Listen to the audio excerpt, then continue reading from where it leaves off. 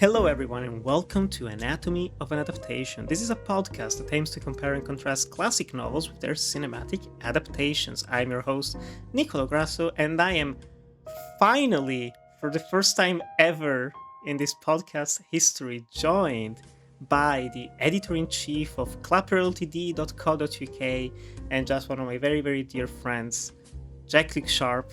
How are you doing, Jack? Have you been reading anything good recently?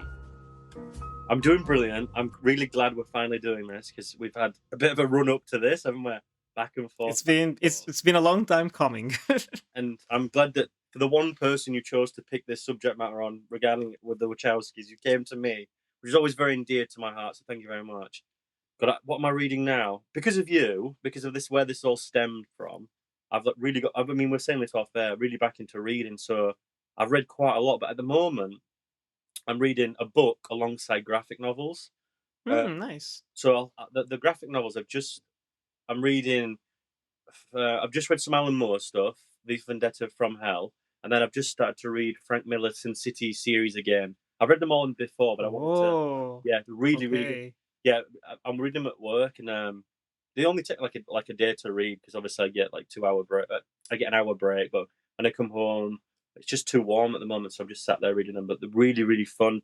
It's funny, like because I think it might have been like maybe 10 years since I read them, so they're just really good. And alongside that, I am reading in my own little personal book club with my wife. Have you read? I'm reading Twilight, Let's go. and Yes. Nick, it's painful. I've said this to her on the foot. It's horrific to read. It's really difficult. It makes you appreciate the movie more, right? I think This that is was the it. conclusion we had in the podcast. This is it. Like I have a soft spot for the first two films anyway. But it's such a far better adaptation. I've also visited Forks. I've been to her house in real life. I mean, little nerd trivia there for anyone out there. I'm a knee deep Twilight stan, so it's fun to read the book, but it like echoes and it's like the same circumstance repeated constantly between them two. And it doesn't hold any charisma or tension. The chemistry's off. Like she's just got to the part where she's visited the Cullens at their house, Oh, yeah. and he's played a little song on the piano for her, and it's like it's interesting looking back at what when it was released, and I can understand I can understand why people sort of melted over it, but looking back on it, it's not aged particularly well, has it either? But it's an interesting read, and she's a diehard fan of the book. She loves the movies as well. She grew up on it. She's the same age as me. She's a little bit older than you. We're a little bit older than you, but I remember going to school and people reading the book, and I remember my sister, who was a little bit older than me as well, was like she was like reading the books and went to see the films and the Pat's posters and shit like that. So it's interesting to Wow. go back, but once that's done, that's done. I might read Midnight Sun with her after just to get a Okay, different I was perspective on wondering it. if you were going forward, like the full Oh no, no, Twilight no, no, no! saga, or not. No, Okay, no, good. no, no, That's no. the yeah. That's where we What also about draw you? the line. We toyed about it, but I was like, nah, we're not doing that. What about you then? What have I been reading recently? I'm currently preparing for my little summer breakaway, getaway. And I have packed unintentionally, but the books I'm going to be reading are all by French authors. Right. Uh, yeah, I have Nausea by Jean Paul Sartre, which is very interesting. He was kind of a revelation when we talked about Childhood of a Leader for the podcast, so I wanted to read more of his works, and that was great. And I'm also going to be reading some Georges Bataille. Georges Bataille, this semi controversial French writer from the early 20th century. The most famous book that he wrote is called Story of the Eye, which Right. is very depraved. I Right. remember I found out of it because of Bjork, the Okay. singer, who she was like, "Oh, my comfort book that I love to read is Story of the Eye," and people were reacting like, "Oh, she's insane." And I thought, well, how bad can it be? And I read it a few years ago, and I was like, okay, it's a lot. It goes places. It goes to some very dark places. But it stuck with me, and I ended up reading multiple books from Bataille. Like he talks about literature and evil and eroticism, and a lot of interesting things.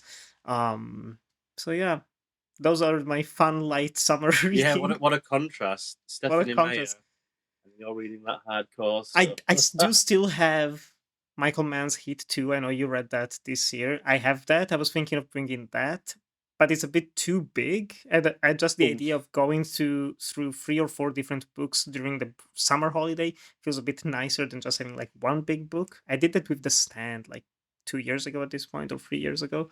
So I'd like to have like more smaller books right in that time. I But must admit, Heat 2 will come. Heat yeah, 2 will come. because I read that early in the year. I think it was like the second or third book I read. I think I read the Cloud Atlas. I read The Road, which I never want to talk about ever again, ever again. That whole, I'm not interested at all.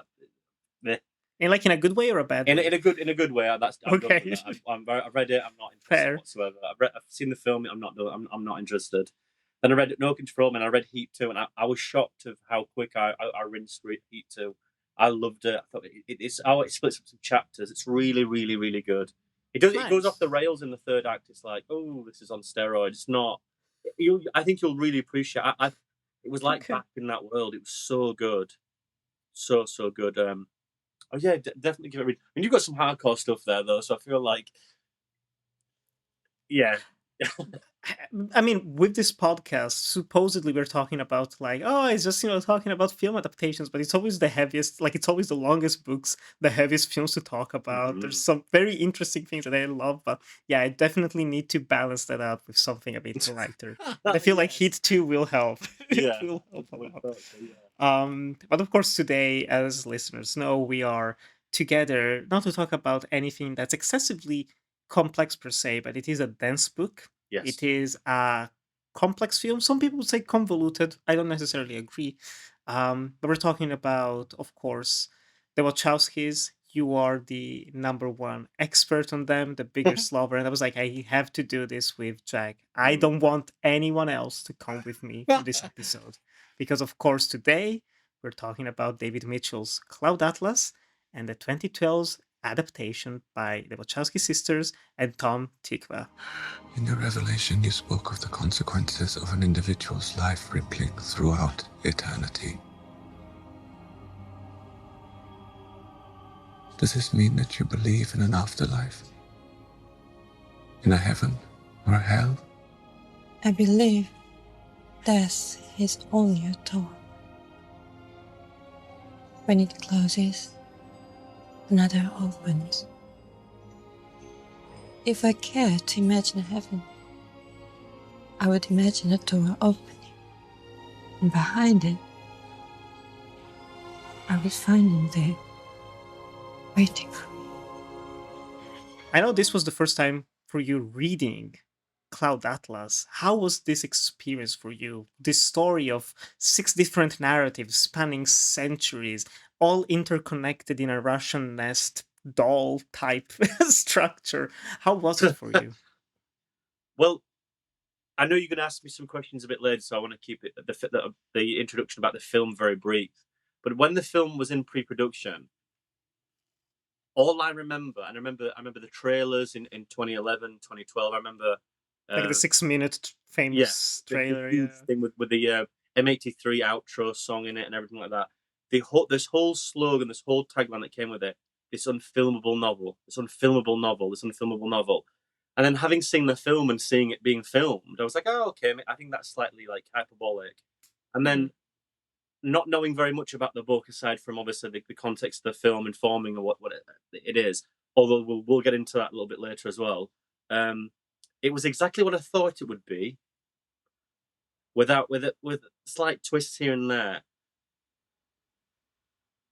I never thought I would have read this because I've mentioned this before. If you wouldn't have mentioned, I'm very. I know you were joking there, but I find it quite endearing that you invited me onto this because anything to the Wachowskis, I'm always there to heap the praises. I love those two filmmakers with an absolute passion. Like I probably wouldn't be here now talking to you without watching, that 1999 little movie they made. I can't remember its name now, but Yeah, right. this, yeah, yeah. I'm sure we'll find out what those are all about.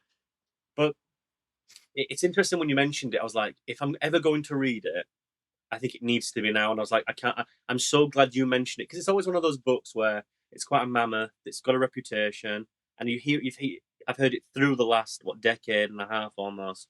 Like, oh, it's very dense. It's like a mammoth to read, like I said. And I was like, well, if there's any reason to do it, it's probably let's have a talk about it. And Mhm.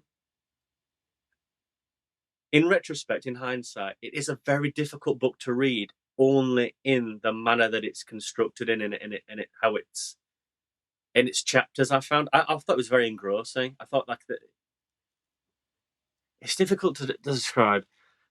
It is a, it is exactly what I thought it was going to be. I thought it was going to be mesmerizing. I thought it was going to be incredibly quite convoluted in the sense of like we're going to go from here from there. It didn't feel like that. It felt very much we're in a space, absorb it, because the film intercuts consistently. This doesn't. This is like we get vignette, move, vignette, move, vignette, and it has like this very Yeah. strange pace about it.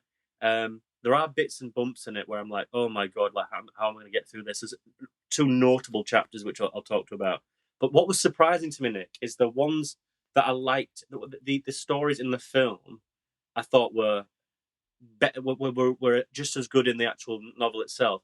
But I found myself in equal parts thinking that other elements that I didn't particularly find not necessarily inspiring, but um, engaging or as immersive when I first watched the film or as of recent, I found to be actually even more compelling. Um, which primarily would be the Ben Whishaw Frobisher. That's how you pronounce the name, isn't it? Yeah. I Yeah. when that opens up, I was like, oh, here we go. I was like, oh my god, like, I need to, like, why is he cutting to this? And the flow is very like anticlimactic, I found, but ultimate when I got to the end of it, I thought it to be quite an awe-inspiring piece. I know that if you read about the actors who worked on Cloud Atlas, like Tom Hanks in particular and Halle Berry, said like Tom Hanks is quoted like it genuinely changed his consciousness, like about how he perceived people and the commitments he has in life, and also the there are things that you do in this life that will echo in other people. And it totally changed his way of viewing things. I didn't necessarily find it that in depth, or I didn't find that like invasive on my personal being, but it is one of those books where it is like quite inspiring. But we'll get into specifics later. But that's probably how I found it. But I'm really glad I read it. Okay. Really, really genuinely glad I read it. I thought it hadn't changed my consciousness at all. I didn't think it was that inspiring. I could understand perhaps the Wachowski reading that and thinking like, wow. And we'll get into that a little bit depth because there's Mhm. personal things that happen between Speed Racer and this as well. Yes. Oh, But yes. I thought it was really immersive, really engaging, and quite frankly, like entertaining feels like a weird way to say it, doesn't it? Like it wasn't. I'm like jumbling around trying to find my words because it's a difficult book to describe because it's not engaging, it's not entertaining. No, sorry, it's not sorry. I'll take that back. It's not Rephrasing. entertaining per se. Yeah, it's not engaging. It's not entertaining per se. Like it's strange. You know, you the more you read into it, the more it like doesn't want to give you anything. Like it doesn't want to give not necessarily a sense of happiness either. It's very, very strange. Because to me, it's like when you feel like a bookend or like just an act thing. That's you get your first act, your second act, your third act, and you get some sort of reprieve at the end where there's like this positivity or at least something to withhold on. This does not give you that in any sense of the word. This feels like it doesn't it's not taking any prisoners, and especially in one particular arc where they change it in the film.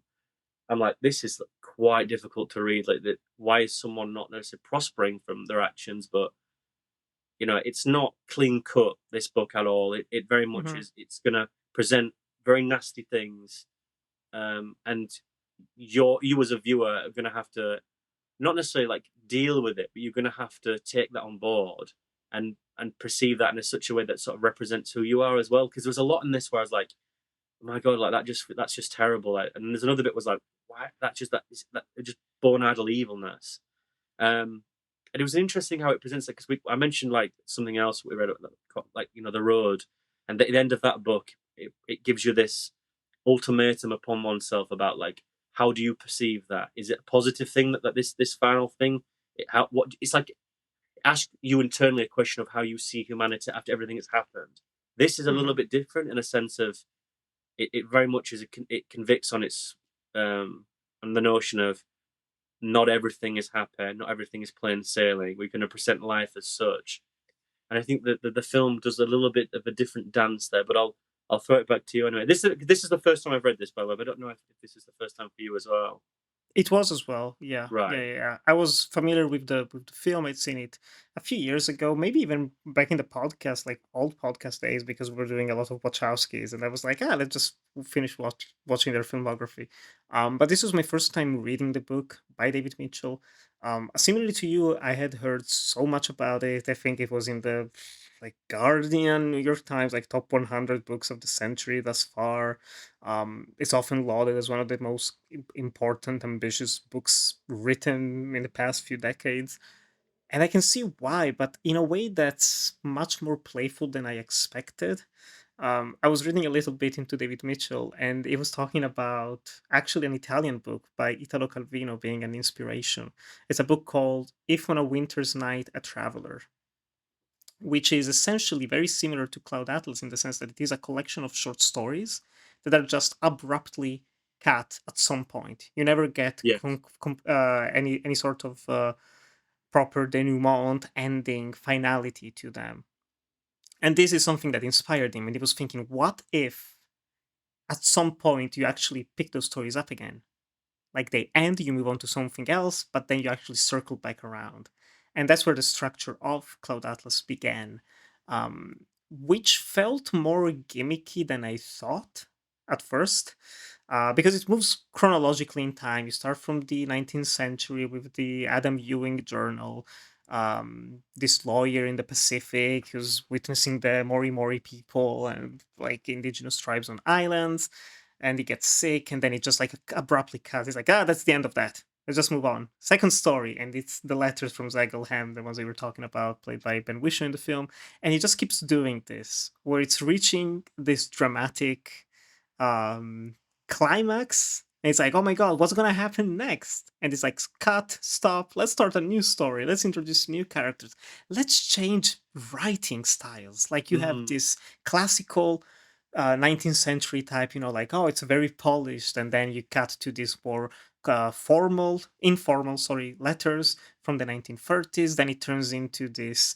conspiracy thriller. It becomes a British contemporary comedy of sorts of elderly people. It transforms into this futuristic sci-fi story and ultimately culminates into a borderline post-apocalyptic version of the world where languages change so much that it's um, evolved in bizarre, unique ways. And I found it to be so compelling. Um, and challenging because of what you said. Like the structure, it's not similar to the movie that we'll talk about. It is much more linear than that. It's something that I loved in an interview of Mitchell, where he was saying like, "Oh, like actually writing the structure was easy. It was just like cut and paste on Word. Like that's it. There wasn't anything more complex about that." Um, but there are so many interesting connections from one story to the other. Um, in a way that it made me think like what's one of the interesting things about this story aside of everything about the humanity, and we'll talk about some of the characters present in it. But for me, what really worked, there was a fun little game, is what can we consider as the truth? Like which one of these stories is true, is real, is actually happening? Because if you think about it, every single story incorporates the previous narrative in a fictional way in some form or Mhm. another.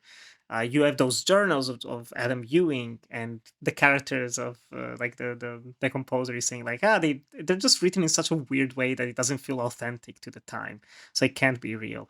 But this story is included inside the Louisa Ray mystery, which is a fictional story that's turned into a screenplay later on, and you're reading a novel, basically like a cheap 1970s novel, which is included in a story that's turned into a film later on that is seen by the character in the future by Somni 451. Like it made me wonder like what's the point of having everything not actually be based on something that truly happened. You have some those movies like was it like Michael Crichton's Timeline and those things, where it's like, oh, the thing that happened in the past is still having repercussions now in the present. By having all of those narratives be fictional in one way or another, I think it's just very much reinforces the power and the beauty of storytelling, of narratives, of fiction as well. How it can inspire, how it can change everything that you were saying, that how it managed to move people like Tom Hanks, like working on the film, but also reading the book. Um, I don't know. I found it very hopeful in that sense, and a good reminder why we need fiction. I don't know if you ever feel like that sometimes, but there are occasionally parts, moments, even when I'm as a filmmaker, I'm thinking, wouldn't it have more value if we're talking about like true things, where it's like, whether it's based on a true Yeah, I story or just understand. making documentaries. It's like you're coming here with your nonsense fictional characters, people don't exist. um and reading Cloud Atlas reminded me that you can still find value and virtue from something that's completely fake in a way that can inspire you and change your life moving forward. And you see this throughout all of those stories that are all entirely fictional in a fully fictional book, but still it manages to have this effect. I don't know if it makes sense. It's a No, no, bit. no. It's an interesting. I didn't necessarily pick up on that. There's a few things there. The first one is not to compare the two too quickly, but that's a one sort of slight negative I didn't really particularly like with it being so chronological in order. And how he intercuts that is that he leaves. I don't know much about David Mitchell's work. I'm very much like I don't. This is it for me. I don't know much. We'll get into it. His collaboration with Wachowski is a bit later on the Resurrections, because I think that has also got subtle, if not like strong overtones about his relationship with how we perceive again reality and past lives and who we are, and Yeah. so on and so forth. But it was interesting because how it's presented is that the one thing that sort of like it was like a stub toe effect.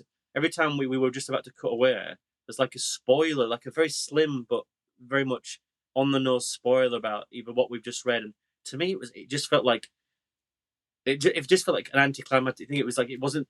It was granted, it's an interesting writing exercise because ultimately you take the sting out of the, not necessarily the anticipation, but the or maybe even the adrenaline about what's next. Like, oh, I'm reading this now. Like you said, like he just cuts away, but also to sort of dilute that, he gives small little bits away about what's happening in the other story to not necessarily spoil it, but put that not as a question mark, but as a full stop as well. And it took me Hmm. a long time to sort of perceive that and sort of get what he was doing, because it was really annoying me in like the third chapter. Like, why are you doing that? I'm so engrossed that I'm reading this next chapter and I'm having to start again, which feels like very difficult to do. It's like start and stop, start and stop. And then in the Yeah. middle of the writing, you're presenting me like quite on the nose dialogue or evidence to suggest what's happening in the previous chapter, especially one where it directly acknowledges what's happening on the boat, which I didn't really like, and I didn't think it would be that on the nose because the film changes its tone a little bit. But just speaking on the idea of reality there, that's fascinating because I had not picked that up, and it's interesting how presented in each story, especially in the film as well, about technology is to educate or save perception of reality. Hmm. So it's the diary, then it's the notes, then we go to the novel. Like there's an evolutionary chain about how humanity is storing thoughts and perception of our reality and feeling as well. Is that Yeah. we're a beast who constantly has to discuss it. We have to, as a race, have open that dialogue. If it's not to ourselves, but to one another in a manner that's not ready for us just yet, but it will be in the future, which is so ironic considering the relationship people have with the film now, considering when Hmm. in 2012, which like considered there to be their underrated magnus opus, let's say, bar that the film in 1999, and how people have warmed to it now. It's so fascinating to know, like, sort of on the nose then. It's interesting how it presents that, because throughout these periods you have like adaptations, and then again we like, especially now with the idea of AI and fake news, or just the idea of like how we can present something that is constructed to be something else in so simple terms now, where we just put it into a chat and it tells you this and that, or presents this and so on and so forth. But it was interesting how honest and endearing and personal that these elements of people's livelihoods, or people on death's door, or in the midst of personal trauma, we're writing things down in an order, not necessarily for the next person to pick up, but even for like a mental what's there's like the word's escaping me, but there's a it fits not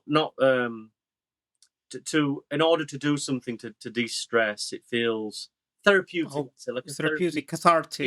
yeah, cathartic. Yeah, it felt there's like this innate need to be cathartic or to acknowledge these things, and there's quite a lot of difficult things like sexuality, morality, Oh empathy, yeah. um, and then and then how we adapt these stories, and then who's those stories belong to. Do they get lost to that person? Do they always remain that person? And that's what it's interesting with David Mitchell's um, connection with Matrix Resurrections about those very themes as well. About this is a story they've taken and it doesn't mean anything Twisted anymore. it, yeah. Yeah, and it's an interesting one because it you get to the Somni 451 thing, and we get to the island in Hawaii, and it feels like there's actual evidence of this person existing, and yet it's like the opposing feeling of like, oh my god, like it's almost like finding God, and literally seeing this person talk, and it's so fundamentally believable and based on our reality, but in the Mhm. context of this situation, it's so against the idea of what reality is. There's like this weird paradox, or not paradox, I say, but this dissonance. Let's say I thought it was really interesting to work throughout, like the idea that Louisa Ray is trying to get documents that suggest that there's this conspiracy going on, like hard documents, and then the irony of her life being documented in a novel, which is deemed to be surplus. There's like this bitter, sweet irony of situations like that. Like the book itself, it lives its own life about these tales about other people's lives Mhm. within that Yeah. other people's lives, and then now we're picking it up on our lives, and it's a fascinating sort of like It just keeps growing and yeah, growing and growing. It it's takes its own life. it's an interesting, and it goes back to the point you made as well. Like this is a really great advertisement of what like or an exercise of David Mitchell's um, ability as a writer. I think that God, when you yeah. think about gimmicky, I think it's an interesting one because it sort of has to be, and it's an aesthetic, like you said. The language changes depending on who we are. There's a lot more on the nose, so like discussions, and there's quite difficult words in certain places, not in others, and then language is completely eradicated in further ones, um, which was interesting in itself. But it does add to the immersion. It has to do it. I think it's quite compelling. It does then, and we'll get to later whether bits I just sort of detested or I didn't think I would do, where it's like we're just so on the nose here in the niche. It goes so too deep into it, especially in the Somni 451 segments. But I'm sure we'll get there. But like you said, I think the gimmicky thing is actually like an interesting aspect to it, and one that I think works quite well, especially in its immersion. Um, Yeah. Makes me wonder what's one of your favorite, like your favorite story from the six. I'll tell you two. The one that Okay. I knew I was going to like was going to be the the literary agent, the Jim Broadbent character. Ah, yeah, yeah, yeah. I The knew I was ghastly going to love ordeal that. of Timothy Yeah, Cavendish. Timothy Cavendish. I knew I was going to like that. I knew that would be so fun. I knew that it would be an interesting. I didn't know where it was going to be in the book. I did not know where it was going to. Mm. So I didn't know if it was going to be chronological as well. I went into this so blind. So how it was presented to me in the book is looking at how I was informed. So I was really itching to get there, really to get there. And I didn't know where it was going to be positioned, and it came about in a place where um, strange to me because it comes after Frobisher, doesn't it? And it just comes before Somni, if I'm not mistaken. It comes after Louisa Ray and before That's it. Somni. Yes, apologies. Yeah, yeah, and It's like she goes in the water with the car. What's yeah, gonna happen to her? yeah, Cut and to we Timothy Cavendish. yeah, and that's what pissed me off because it leaves you on the cliffhanger. But then we get into this thing. I was like, oh my god, I'm so glad we're here. So that sort of elevated it to a point. But I knew I'd really like that, and it was really really good. The one that surprised me, and I was like, oh, I don't know if I'm gonna like it because it's quite soppy in the film. Was Frobisher Okay. with the Sixsmith. I didn't think I was gonna like that, and I was thinking about it in the car journey over here. I was like, he's going to ask me this, and I was like, I'm just going back in my head. I was surprised how much that hit me. Not necessarily with actual context, but how it's written. It's far better represented in the book because there's a person who goes to Belgium, not Edinburgh. It's totally changed as well. Bruges. Yeah, in They Bruges. go Yeah, to in Bruges. Bruges. Yes. Yeah. Yeah. Another 100 years later, it'd be very interesting. Isn't it? Exactly. But nevertheless, it was far more engaging because it was not just someone who was like in the film. It's like a little ship, isn't it? Ben was showing that it's like he knows what he's doing. He's taking the piss. He's going to go down there. He knows exactly what he's doing. But he goes there. He doesn't necessarily find a conscience down there, or anything like that. But I think he finds purpose, he explores his sexuality, and he explores him as a human being, and it all gets turned on its head because he realizes he has something then. And it's really interesting, and I think in the book it's so much more built around the idea of what it's like to be as a person. There's like growth there, very strange growth, and it's a Yeah. character who goes there and comes out of that with the middle bit very different to I think how it's So many presented. more characters. Yes. So many more characters of the wife and the other woman and the affairs, and he gets caught, and just the relationship even with the composer. It's not that different, but it's just I have to agree. I think that was probably my standout story. Yeah, surprising. I did find I completely for some reason I completely removed Timothy Cavendish from my memory of the film. Right. So when I was reading the book, I was like, I don't remember this like One Flew Over the Cuckoo's Nest type storyline, but it was very fun. But honestly, I found all of them to be like even the Louisa Ray mystery I really liked. I Yes, like I that did. it's written in this like very short chapters. I Yeah, think yeah, it's like yeah. about 70 chapters by the end of it. It's just like keeps changing Like location. Dan Brown paragraphs, like 4 Yeah, yeah, words, yeah. 26. Yeah. This character is in a car and is thinking this feeling. Next chapter. It's Yeah. very tongue in cheek. It's very tongue in cheek. I think probably my least favorite, which I get why it exists, and it's honestly just my least favorite in general, is the Adam Ewing story. Okay, wow. I think there's something good in there. I think you need it. It's a great way to start and bookend the film and the book. I don't find it nearly as interesting as any of the other stories. I think all the other stories have more interesting characters. They Right. have more interesting even locations. I think it's just the unfortunate byproduct of I'm very sick and dying on this boat and just talking to people here for most of the chapters. But it's still good. Still a good story in a great novel. But I think it also plays into the true brilliance of the book in a way. It is I don't you can help me with the saying in English, but like where like the parts are better than the sum of its parts. Now what's the Oh, yeah. like the whole is better than the sum of its parts Yeah, or no, something. yeah. Um In fact, yeah, I wouldn't say that like any of these stories is like a 5-star masterpiece per se, but the fact that you go from one story to the other, you get to the last one, you get to the Slushas crossing and everything after story that you read in its entirety and then slowly go backwards until you get back to Adam Ewing, until you get to one of the most beautiful final lines I've read in a long mhm. time. It's going to make another appearance, don't worry. I hope. Well, It makes it great. It's like I was like I love this book by the end of it. no, I agree with you. I think it's a difficult opening and it's a difficult ending without the wider context. I think you're bang on the money there. I think when you Yeah. read it at the beginning, it's very slow. It doesn't have any sense of charisma or charm. It's very nasty. It's quite negative, the opening, because there's a lot of nastiness, deceit, and there's language in that book. It's very much like ill preparing for the eventual where we go. It feels like in like I said, in the wider context though, it sets you up for like the negativity, especially when we get to the Hawaiian pieces where it's like, oh my god, um, very dark, very gritty. Lots of N word as well. Yes, yes, yes, and it's very slow. And I think it's one of those things where it's like nature of the beast.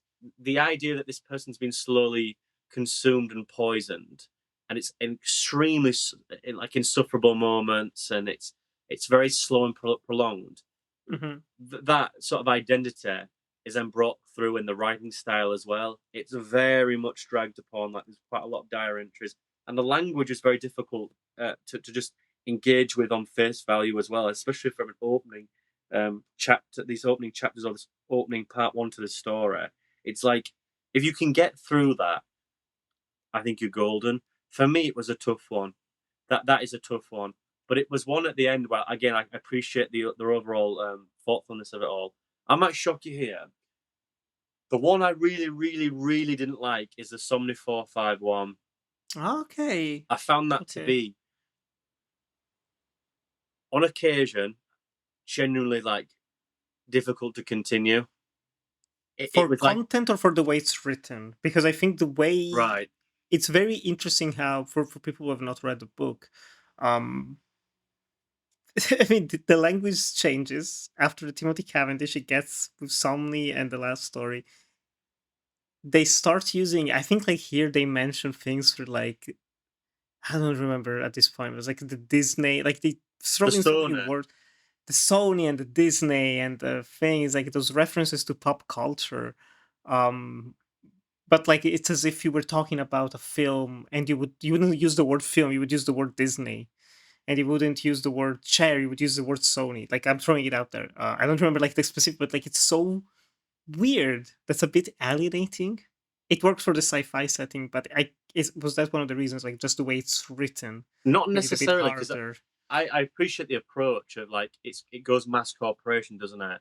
So it's like Yeah, yeah, yeah. Just you the don't see, yeah, there's lack of consumerism. there's a lack of individualism, and there's like consumer, there's mass product, which again goes Mhm. with the context of the overall thematic and arc of that plot itself. But again, you get through this really like strange high of Timothy Cavendish, and you get to a point where like he's eating his thing, he has a stroke, he like dives down into a cereal, and bang, we cut to like 1,000 years in the future, and it's how it's written, it's the language, not necessarily aesthetic, but it's presentation. It's so stop and start, and it's interesting that I was shocked to see the adaptation side by side there, because that to me was going to be the, after watching the film, I was like, that's the Wachowskis, because the Wachowski directed that part. Tom Tykwer did the Frobisher, the Louisa Ray. I'm pretty sure he did the Cavendish one. Yeah. All else is the Wachowskis, and I'm watching. I'm like, I cannot wait, because if that's the adaptation, I'm like, I cannot wait to what's on the page, and it's like the polar opposite. It's very stationary, whereas the film is constantly on the run. Like there's a feeling of like great importance of moving parts there. There's this genuine, Constant action as well. yes, it's very much, and it interlocks with a lot of the film and its editing style as well, which feels like very invigorating to watch. And it picks up a lot of steam, especially when we get to like the car chase with Timothy Cavendish, and then the Louisa Ray stuff in there as well. It's like Mhm. cut back and forth when they're escaping on the highway, and especially with the water when it implodes in the highway underground, and with Louisa Ray. So it works really well in the idea of like a visionary and with a cinematic landscape. But within the context of the book, it just grounded me to a halt, which was really difficult considering that, again, you get to the prologue and the epilogue, let's say the chapters, about, obviously we'll say chapter one and the end chapter, where the language there is very difficult to take, the structure, the story. We get to a point where we're going through that again, and I was so Mhm. far along having to be like, I thought the Louisa Ray thing is really interesting, really, really engaging. And then again, like Yeah. Timothy Cavendish, like I'm just smiling whenever the page. I'm like, I love like the fact I know who that person is, especially being British, and that whole thing is like Ruddy, how he talks like an old, bitter, nasty man who is definitely not like, he's like, yeah, it's just like it was a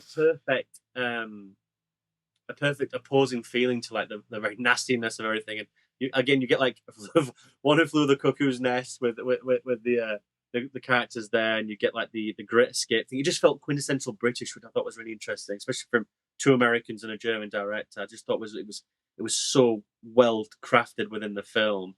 The texture there is like, just does not feel like those filmmakers could have sort of gravitated towards that. But again, we get to this really heavy, incredibly sort of resonating, difficult factor of consumerism, which we're all in now. But Mhm. there's a lot in that those pages that feel a huge gravitas to what the circumstance of what this book is all trying to say, and it's just so painfully slow and like it felt the word to describe it felt like stubborn to me.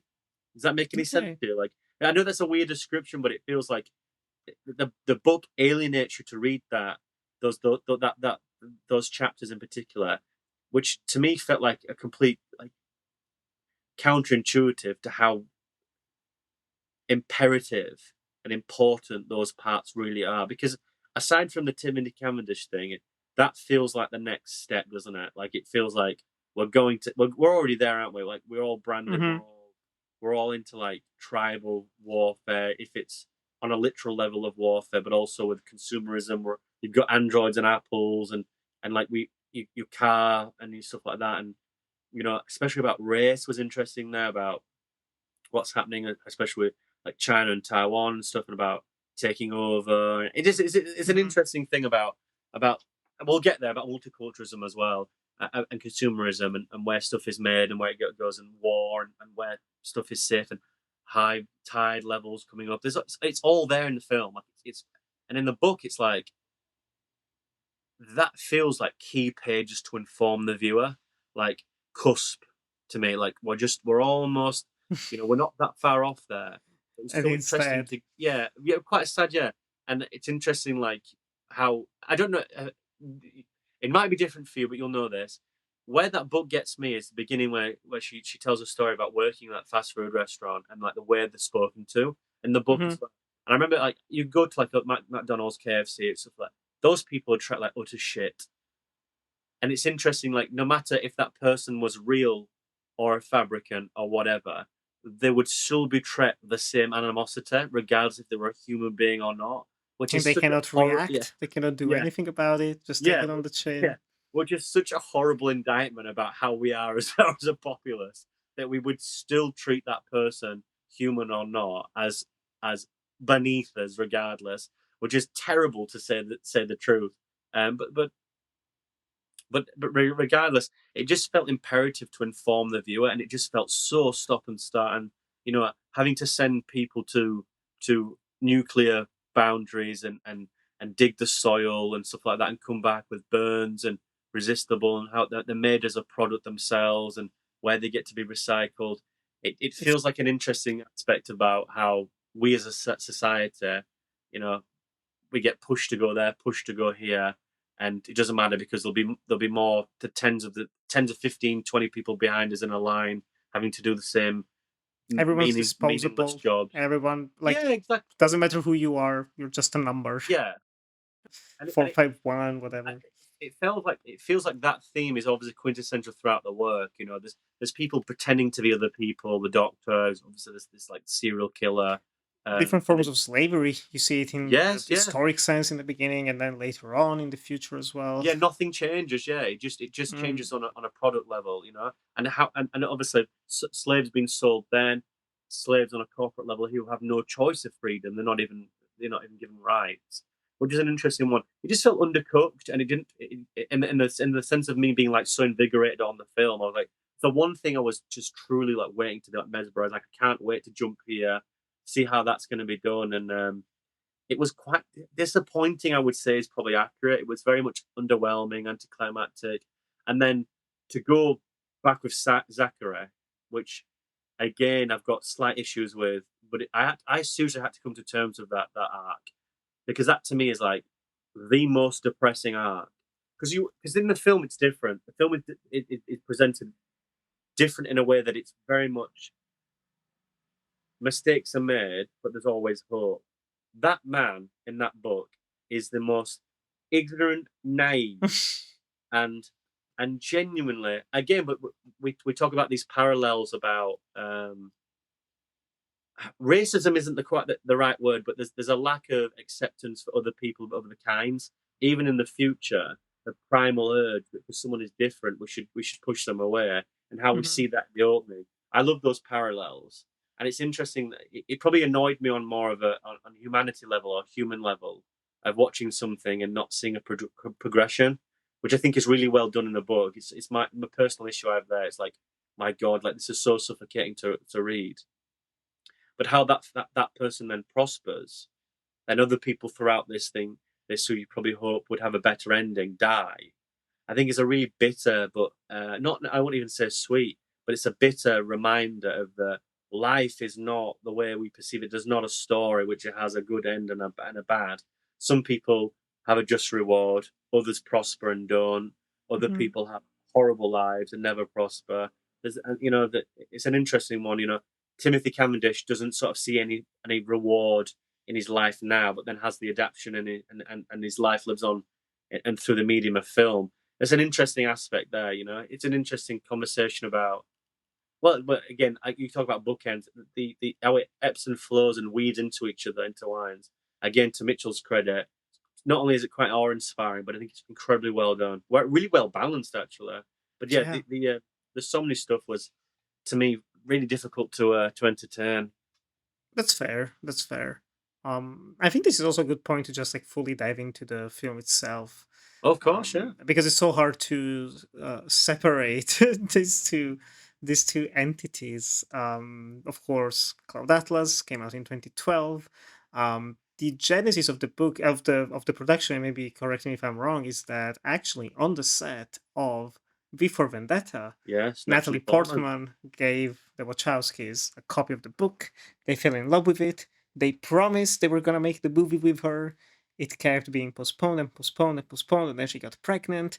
When they were finally able to go onward. So unfortunately, I mean, in my view, fortunately, Natalie Portman is not in the film, because she would have taken over Donna Bay's character, which would have made it a zero Asian character cast. I also think Donna Bay is phenomenal in the film. I do as Um, well.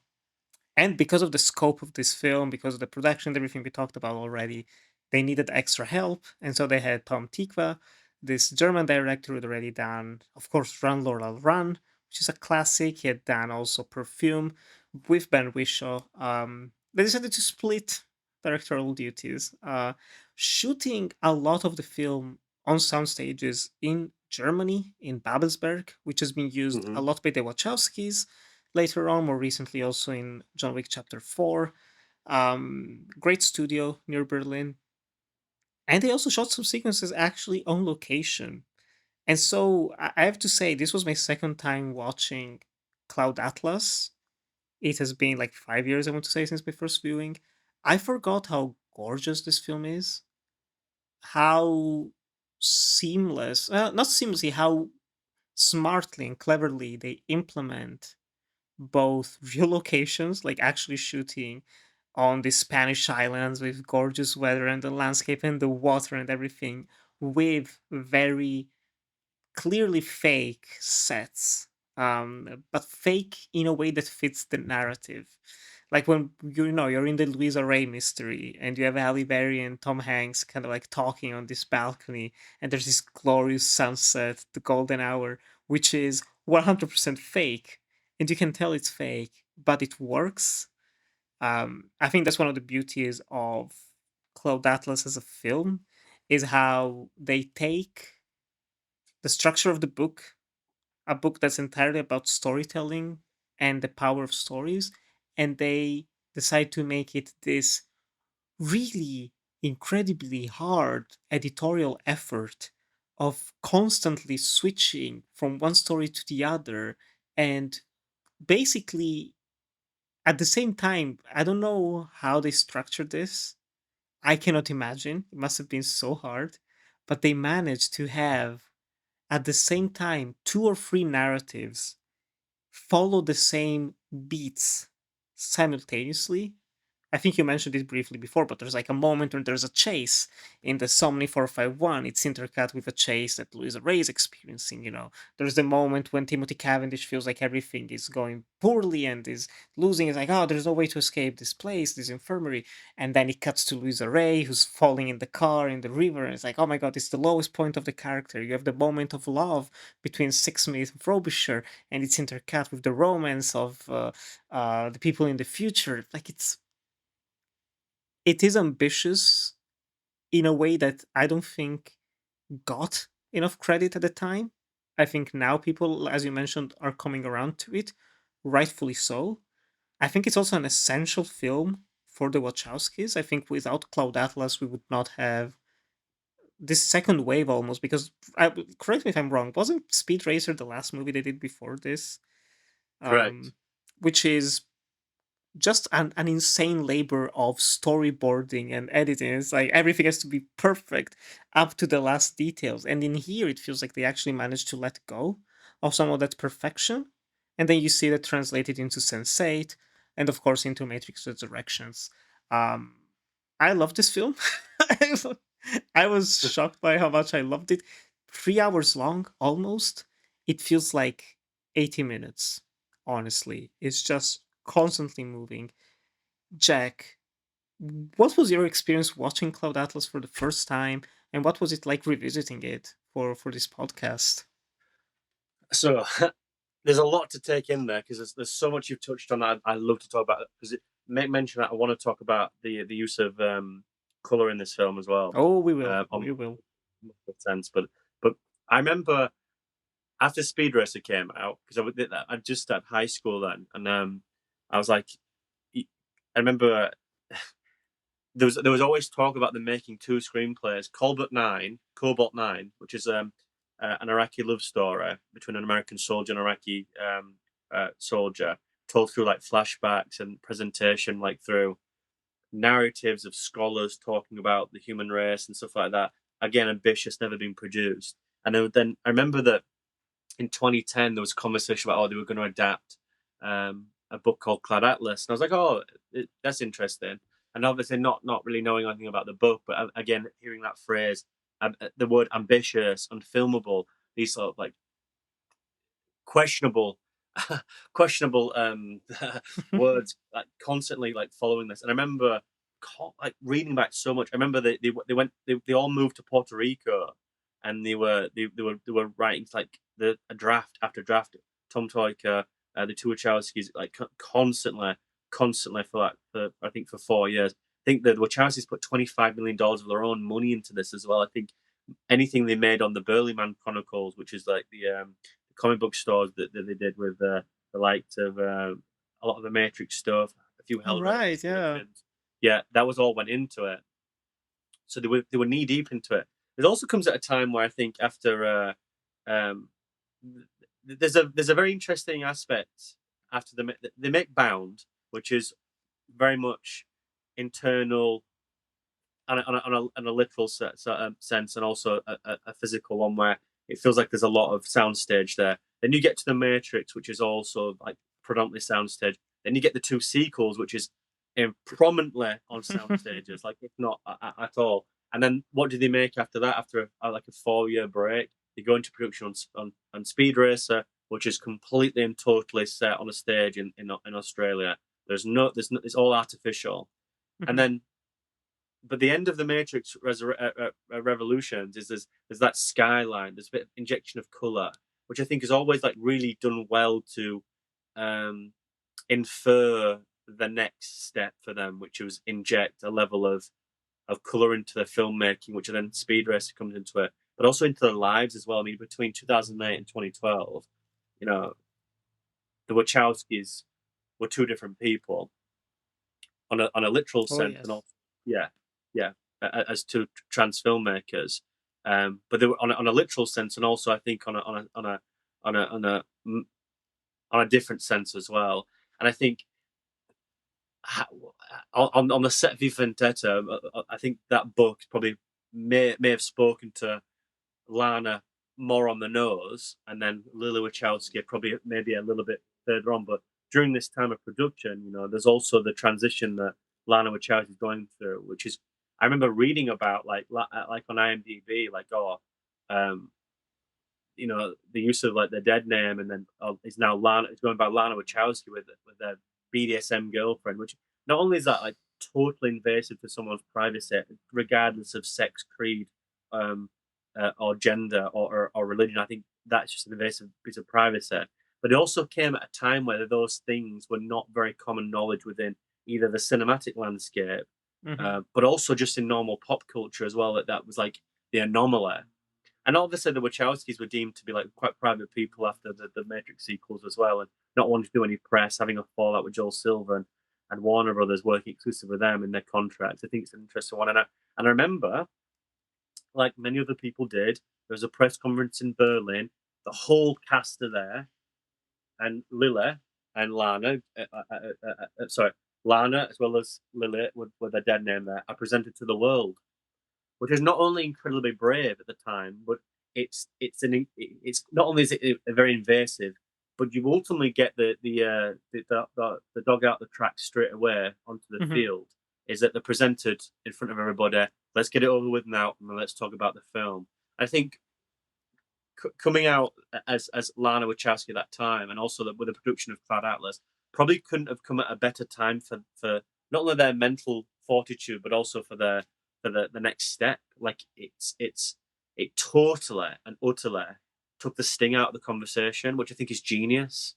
We're not here to talk about that. We're here to talk about Cloud Atlas. And I think that then, because of the themes and conversation within that film itself, took the sting out of the conversation to have about this Mhm. transition, about that transition, what was like, and it just, and if you ever listen to the press conference, in the fucking first 5 minutes, the questions fired away. It was going to happen, and I remember Tom Hanks in the background goes, "Oh, here we go now, mom," because he like affectionately called the mom and dad on set, and they both laughed, and it's like. I always found that to be incredibly brave. Not at the time, because at the time I'm like, what? I would have been like maybe 11. And I was like, It's maybe not 11, something you would 12. think about. Yeah, it's like I'm just like, oh my god, like this is like really strange to me. Like I don't understand what's happened. And you read about it, and like I'm not. If anyone knows me now, that sort of stuff is like that's not going to change who you are as a person to me. And I don't Mhm. mean that in a literal sense. I mean like if I love you as a human being, I'm not. Seriously. Like people need to get over that sort of shit real quick. Mhm. And to me, like if it's Lana or whoever else, those filmmakers mean so much to me. Like, what are you going to disown like a filmmaker? Like, I could disown them as a person. Like, you grow up with that, and you like, that's like you as you get older. Not to go on to the, I know we're here for Cloud Atlas, so I apologize for this, but I think it's ingrained into the film itself. But I find that as I get older to be so brave. Like you think about having to sacrifice the personal cost of being a filmmaker, then making this, and then having the personal life and that transition, which is so like I don't know how anyone could do that, and it being so public and be so questioned. I don't. And you can and not to go into really dark territory, but when you look at like statistics about stuff like that, and you look at like Mhm. not many people make it through that. It's sort of there's a hopefulness there, which I think is so empowering. And every so often I go back to watch that, and I'm like fucking yes, they didn't allow anyone else to dictate about what they were going to do. They They were control the narrative. yes, and I think you don't get that in life very very much. And I think it's really empowering to watch. But anyway, back onto the story. So I was like, oh my god, like this the word. That's where the first time I heard trans as well, or transgender, which like as a 12 year old to me, I was like, I don't know what that means. At my school, like, not a thing. I never met anyone who was like that anyway. It was like, oh shit. But it was interesting of one of my heroes, like one of my idols, for fuck's sake. Like it just didn't matter to me. And it was Mhm. interesting because if you look back on stuff like that I can imagine now, uh, it wouldn't bother me. Well, it wouldn't bother me anyway. But I'm surprised of how like it didn't matter to me at the time because you just think about like if a filmmaker like the '90s, like if David Fincher or like I don't know, you just think about random directors who that if that would have happened to like there'd have been such like a different pushback, but because they were very private, like very quiet individuals, there was always this feeling of like oh the strange or the weird, which I don't care for those things anyway. I think that's bullshit. But I know I'm waffling here. What I'm trying to suggest is like th- I think that their transness has like enriched their filmmaking ability, and I think Cloud Atlas is the perfect film to go into, pardon the pun, but transition to that film itself and Mhm. explore those themes in a very therapeutic and cathartic way. Um, and then it feels like you said, it really does form the next step, doesn't it? Like it does. It feels like that then goes into not really Jupiter Ascending. We'll sort of put a question mark on that, but Uh, especially in Sense8, I think. yeah. Then when you get to Matrix Resurrections for all different reasons, but there's an idea of gender, sexuality, influence. Connection, even like Yeah, how connections. Yeah, everything connects everyone in a yeah, sense. and Metapsychology. yeah, and there's that feeling in the Matrix trilogy about like fate, destiny, Hmm. predestination, like that, and it feels like the this there's like ripples in time, and it's an interesting thing to get over that because I don't know if you've ever felt like this, but the idea of like obviously fate and and ripples and what we do today will echo there tomorrow. That's like fucked me up as a kid when I watched those films. I do really feel about that. Like, and I'm being deadly serious. Like my wife will be like primary example of this. Like, I'm very very astute to the fact I know that if I do things now, it will have consequences regardless of what I do. Like the fact I didn't get diesel in my car today has affected me. I know these are very minute and very much No, like it. I guess what you mean though. Yeah, it's Yeah, the you small can things. it's like for good and for bad in my life. It's like really like indoctrinated me to like what way I see things. Um, and it's interesting that that's on a very subliminal level for me. For these two, the Cloud Atlas feels like it reaches um, a far greater extent of what we do here is bigger and how we got here. And I don't know if that's a representation of like the LGBTQ thing as well, like Stonewall. Yeah, there's always an acceptance of like there's a trail there and trail forward. Where is it going to go? Or just constantly evolving as people. But it was interesting to look at this and within a world where 10 years later, it feels like there's buzzwords Hmm. regarding this. Like it's very much politicalized. Back then, a filmmaker could come out as trans. It didn't really feel like it was big news. In a certain way, it was like, oh my god, woke. Just back then, it was like it just felt like a totally different time. And now, I It think was if also you, the Obama era. You had a lot of yeah, more yeah, if you think for a virtue second, signaling. yeah, and also like in England, like there's the Olympics. It feels like there's a celebration of culture and where at that time where I'm from as well. And I think it was like a really great time to like because I'm just finishing. No, I've been older than 11, 2012, and I've been fucking 2012, yeah. 16. Jesus Christ, that's bad, isn't it? So 16, like, so I'm going into college the next year. So like my favorite filmmaker being trans. I remember like going to college and having the conversations about it as well. It's like, oh my god, like they're transgender. I was like, oh yeah. Like, do you find that weird? Not really. Saying It in just what way would it be weird? it just never like it, I know I'm going on a different subject matter and I apologize, but it just I don't know if you ever felt this, but it's a different thing I suppose because it's excuse me the relationship I have with these filmmakers. I always saw their art as first and their personal lives were theirs. I've always felt like that within a term of how art's presented. I've never felt that these two being trans in any way would change my relationship with these films. If not that they're both their journeys have sort of elevated or heightened the relationship with it on a more personal level that I feel more indebted to. I think it's absolutely fascinating to look back 20 years later and see the breadcrumbs. But it's interesting that that feels like a past subconscious thing, and this is a conscious one. So that end of the story there. That's the two things. But again, so I remember seeing all the trailers, and I know that's so fucking long. I apologize, It's okay. but I You're remember seeing all the. passionate. Thank you. Yeah, I am a stan, as the kids say. But I do remember a lot of the trailers. The 6 minute trailer, the big one.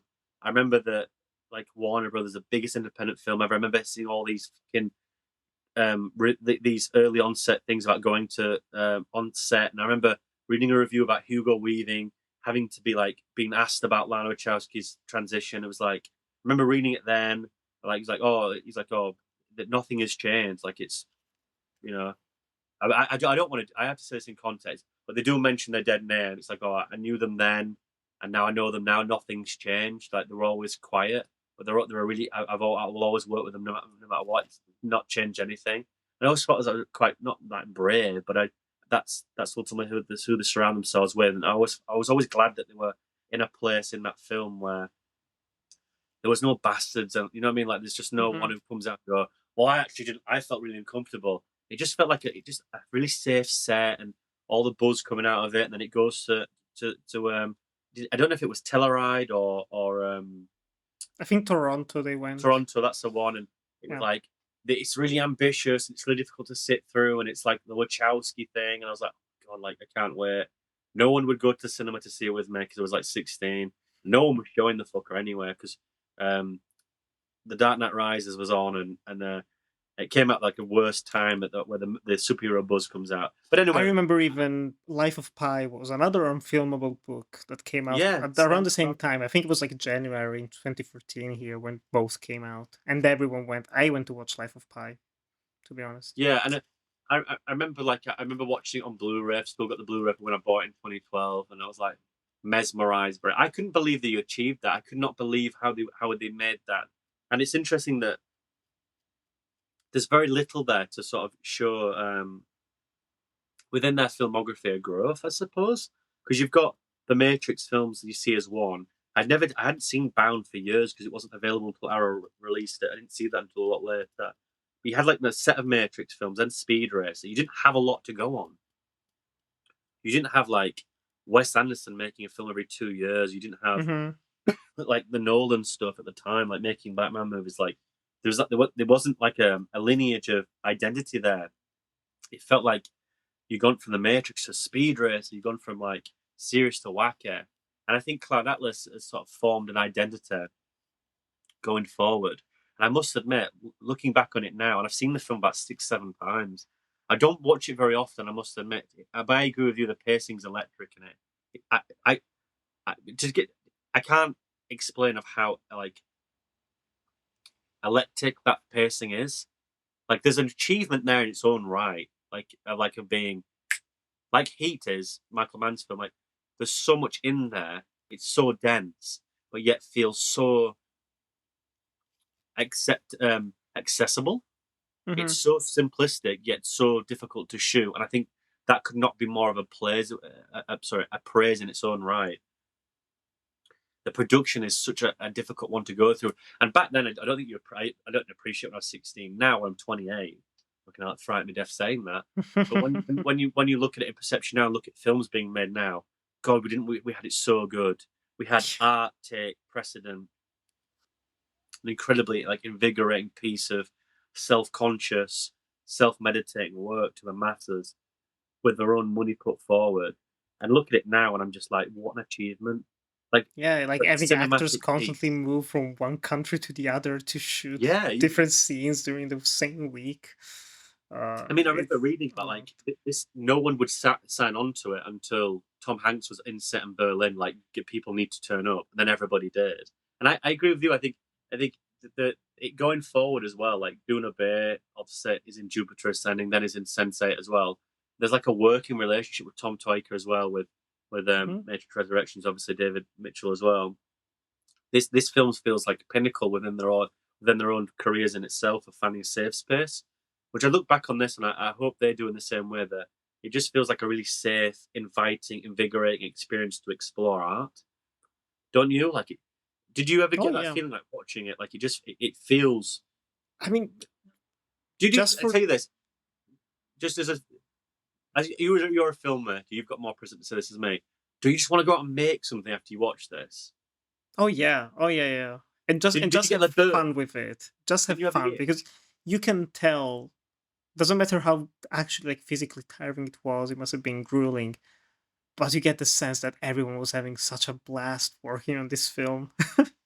Like you have Hugo Weaving going from like playing this demonic representation of Tom Hanks's characters, fears in the last storyline. It goes to him in drag, and it jumps to him as this posh man in the Adam Ewing story. Like you have all those actors constantly reinventing themselves.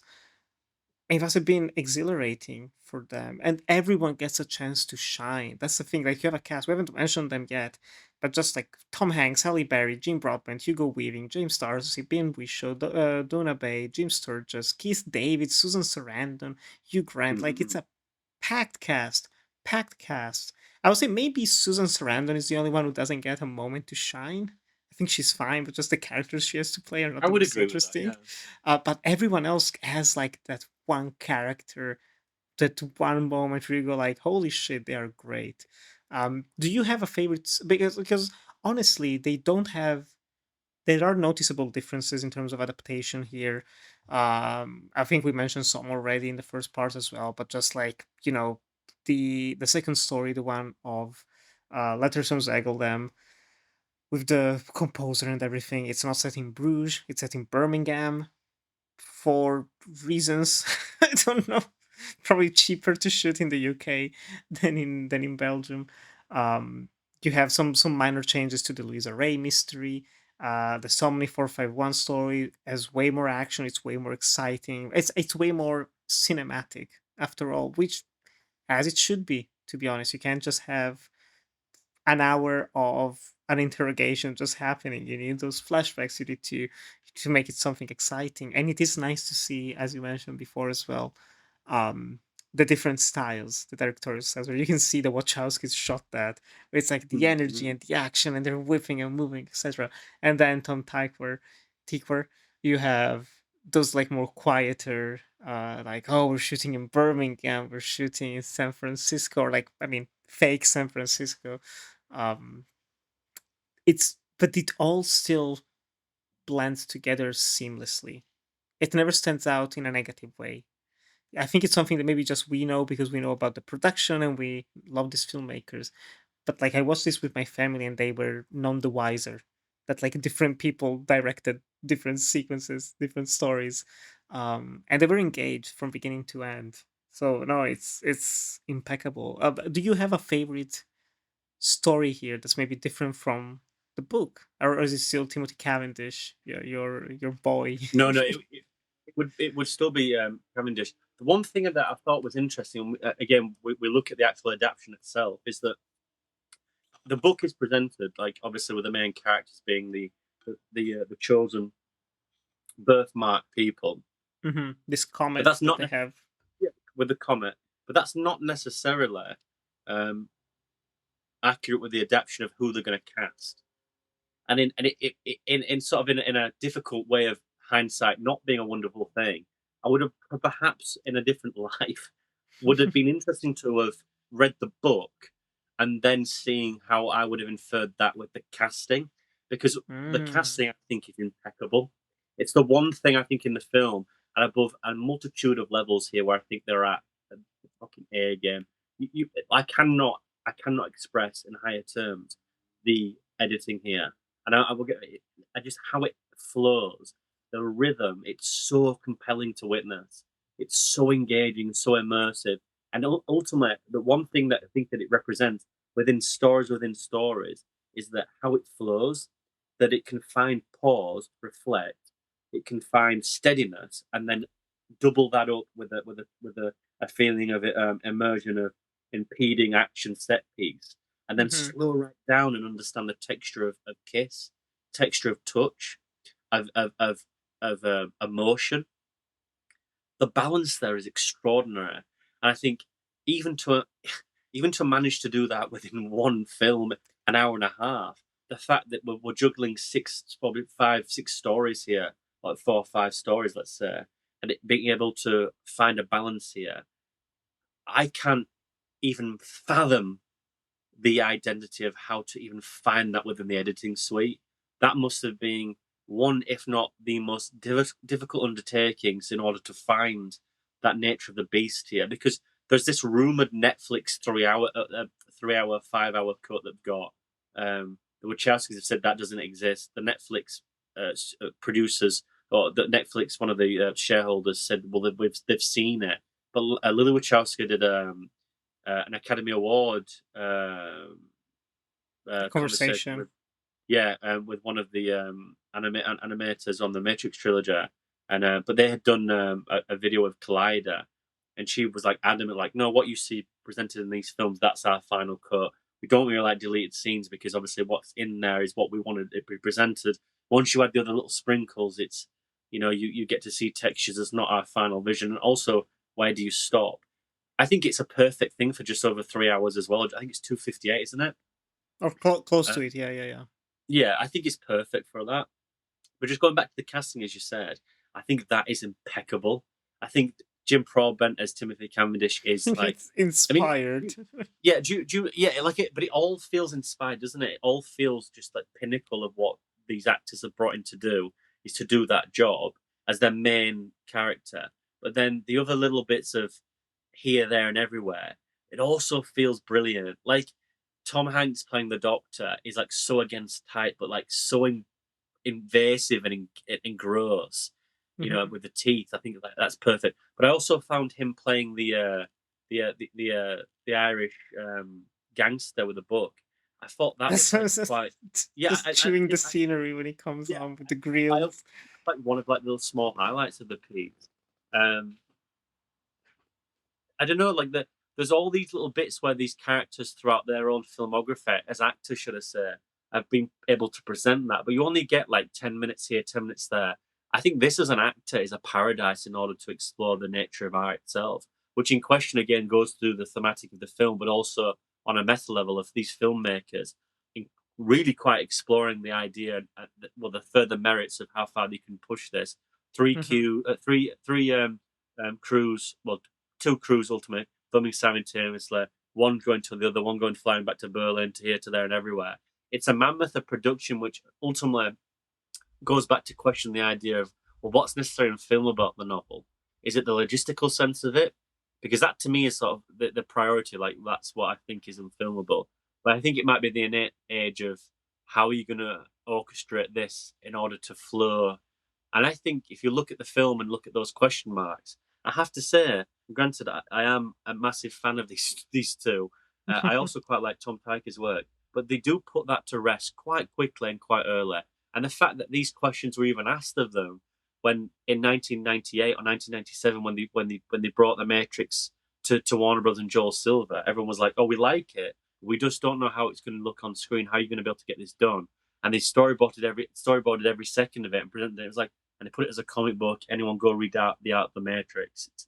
It's quite expensive. I've got 2 copies on hardback because I'm that much of a stan, but also got it on a PDF. But no, but I think they were questioned about that from Warner Brothers, and they were like, "Look, give us $8 million. We'll go shoot the opening." They shoot the opening on the rooftops. You've got it. How that almost 12 years, 10 years later, they come back with another ambitious project, and it's the idea of, well, we're not really sure about this. We might have to pull out. I think is not only quite condescending, and granted, we're talking about $150 million here. Don't get me wrong. I'm not being naive. In But 2012 money, 2010 money. yeah, it's big money. It's big money, and I think, you know, granted, it's only $50 million off the Avengers, and you look at that. There's a different logistical economic value of those two films. Don't get me wrong, but it's ambitious in a multitude of levels. But the question's still asked, like, you know, we're not too sure about this. And I have to say, I think the answer every single ailment, every single question, with not the utmost skill and satisfactory degree of filmmaking ability here, to a resounding success where I think there's very few I think there's very few filmmakers who could succeed in what they've crafted here. This is something else. And every time I watch it, I have to remind myself the risk of this. I have to remind myself that you've got to bear in mind they've come off Speed Racer that Warner Bros. Wasn't particularly happy with.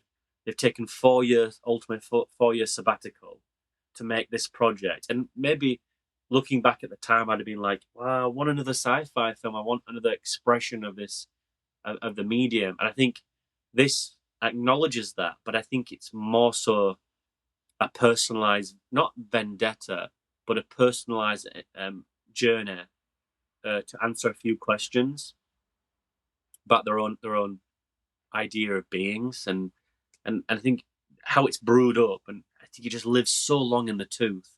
There's so much like depth here. There's so much credibility in the sense of filmmaking prowess and the skill, but also the sentimentality of it all. It's grown so fucking well. It really does engage to a degree, and it's the point I wanted to make before about I mentioned about the use of color. Yeah. Everything is artificial in the films they made beforehand, bar bound. This still maintains that identity of artificial color, especially with certain settings and sunrises and stuff. But you've also got to bear in mind that these are two filmmakers who have not necessarily worked with that either. They're still sort of engrossing and engaging with that idea of using natural light. And I remember Lana was talking about that on the Matrix Resurrections, like Oh shooting. It was yeah, like yeah, yeah. it was the first time where we felt I felt the ability where I wanted to shoot natural light, because that's when they shot the in San Francisco with the it's all shot on practicality. There's no soundstage there, and it was like we just, and especially when Bianca Chopper Jones or Sati is talking to the to Niobe and Neo with talking about the plan of how they're going to go to the machine world. That's shot in natural light for 1 hour a day. Like Lana was like adamant she wanted to shoot and engage with that identity and shoot in natural light, because everything was all done in post or it was done artificially, even the Burley Brawl and stuff like that. So I know it's an interesting factor about having to engage with that and engage with color and the use of. It's just fascinating that these are two directors, as well, also Tykwer as well, or Tykwer, sorry, still engaging with the production on a basis of learning at such a highbrow and large scale production. It's a fascinating one. Yeah. And But it's yeah, similarly to the book itself, where the book is this virtuosistic exercise of like showing off how you can write yes, different genres. They managed to do the same thing cinematically. It's like, oh, we can prove that we can make the adventure film, we can make the conspiracy thriller, and like adopting those cinematic techniques of movies of the past, while also embracing just the beauty of digital and the comfort of digital effects and things like that, that you could not be able to make. But yeah. it's so fun. It's I so mean, fun. Like, ugh. like the book itself, though, and like the film, you have to engage on those merits as a reader and viewer. You have to engage with the fact that once you accept the fact of you've got to go with the ideal and the identity of someone having fun. I think that might be sort of a blasé expression, but at least their own creator exploring its own weight and playing with it and experimenting. And once you can see that and you can identify that, I think the work grows slightly. Well, not only slight. I think the growth. I think it engages on this level of really endearing engrossment, because you're Mm, also watching a creator on both forms of media having fun and like having an affection for their own material. And I think, not to get like really dreary, but I think you'd be the first one, admittedly behind me and Carson, to name drop, where things of recent don't feel like they have like lifeblood in them. They don't feel like they've got a personality. They feel like they're very much off the uh, conveyor belt of production, and everything is like CGI to a level of, well, we're not going to think about how we're going to do this. And I think if a film presents that sort of sentiment of, well, they couldn't be asked to figure out how to light something, we'll do it in post. Why mhm. should I therefore give a shit about how you've made this film if you've not got any thought or feeling or attachment to the filmmaking and in its own identity? How are you perceiving me to engage with this art on itself, even if it is art? And I think that when you look at the book and look at the film, there's two creative forces behind that who are so enamored with how the identity is working out and exploring the rhythm and exploring the personality of each, and then adding that into it and then taking smaller things out. Again, this identity of this whole perception of adaptation in its own right.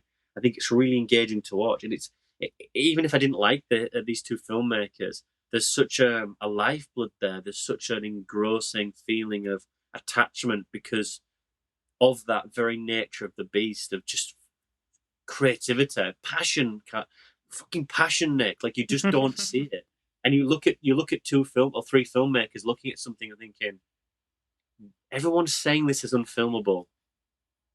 We're going to go and prove them wrong, and putting their money where their mouth is as well. And I find that a really enriching, passionate plea for just wanting to make cinema fun on multitude of levels. And you can just you get engrossed by both pieces. And again, like I said, like, when you look at this narrative, there's a creative force behind that who can go from this weird small prism of a care home being the be all and end all of the world, and then literally seeing this mass um, genocide issue in its Zachary pieces about a um, global phenomenon where there's you know a virus or some form of radiation poisoning that's killing all these people, and they need to find a way to come together. Like there's this wonderful magnitude difference where they yet both feel it ever so personal and ever so engaging on a larger, broad level. I think it's a really fun experiment to witness on both. Absolutely, absolutely. Um, it is. There is only one more aspect of the film that I think we need to address. Yeah, let's go The- there. Unfortunately, but I don't want to spend even too much time on it because I personally think Yellowface, the Yellowface accusations that have been made towards it, are interesting because I get them. I don't think it's necessarily racist per se. I don't think there is ill intent behind having the entire Somni 451 story be played almost exclusively by non-Asian actors. Um, I think it's more so just a problem with the makeup. Because for listeners who don't remember, I doubt it. I think everyone remembers this, but simply because you have all the actors playing different roles in different timelines, you do end up having, for instance, Halle Berry playing, is it like a Mexican woman or something? Like she plays a white woman in one of the stories. Donna Bay does a similar thing with a very disturbing red hair wig makeup. That's in one of the narratives. But then everything kind of explodes in a way during those Somni 451 stories because it's set in Seoul. Instead of having people being Korean, you have all those Caucasian actors and white actors with very weirdly distracting makeup that turns them Asian. I don't think it's racist. It was made with good intentions. You see different portrayals as well of this with other races throughout. It's not just about the yellow face, but it is distracting. I'm not gonna lie. I think it's the only thing. If you were to tell me, like, is there one thing you don't like about this film? It's that. Like, I think the makeup there and the way they made it, there is no alternative. That's also the thing. Like, because of how the story's set up, because of how it's structured, you don't like it's. I mean, they could have made it so they don't have any non-Asian actor in that story, sure, but then it robs it of the purpose behind all of it, kind of. It's sort of a damned if you do, damned if you don't type of thing. But yeah, how do you feel about it? I'm curious. I agree and I disagree in the same token. This is difficult to dissect, but I've had like internal dialogues about this, and I've also had a few back and forths with people on social media about every time this raises it up.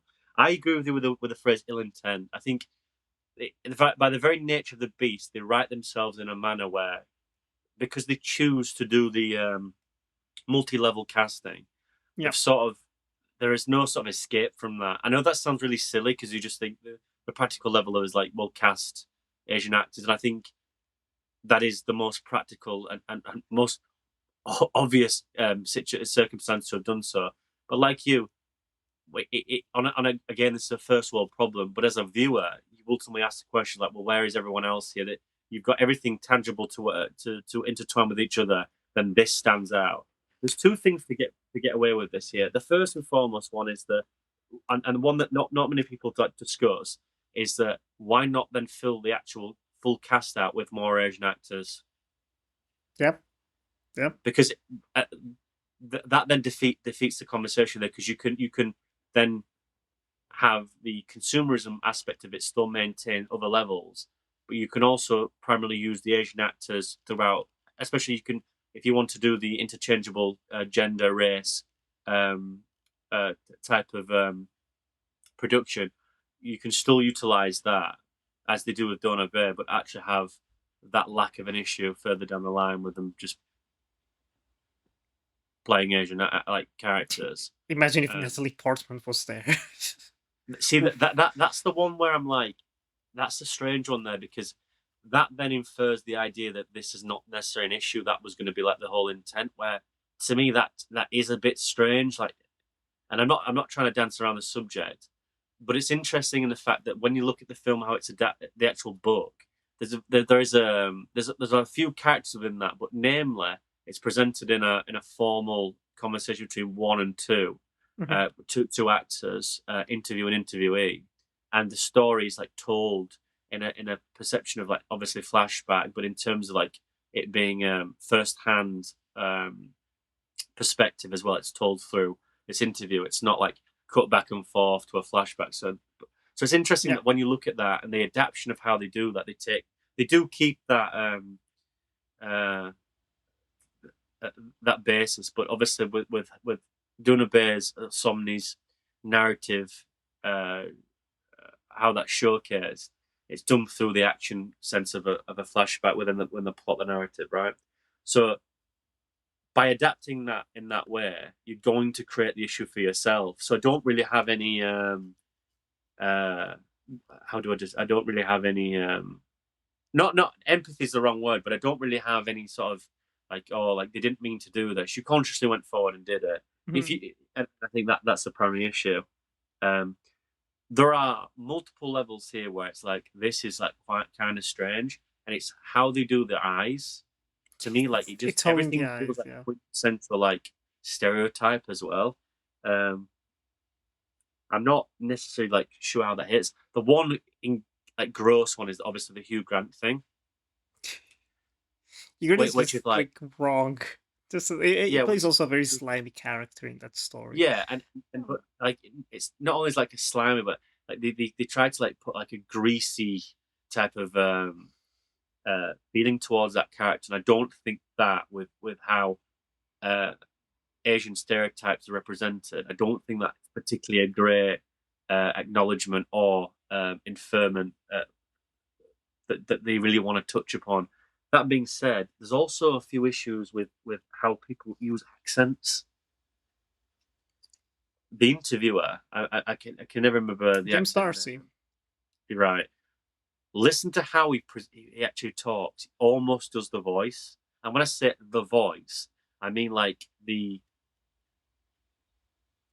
like when someone tries to like mimic an Asian person's voice who The can't speak. stereotypical. Yes, a very typical accent. Like if you just there's like occasion where I'm like, is he going to do that? And he doesn't do it, and I'm like, is that? I He's don't know. flirting with it. He's Yeah, flirting and with it. I don't like I don't. That's the one thing where I found not only is like the visual sense like quite uncomfortable to watch, but then there's that notion as well, the underbelly. I'm like, oh, I don't what we do like what. It always gets to that point where I feel like I'm just on the cusp of being like, ugh.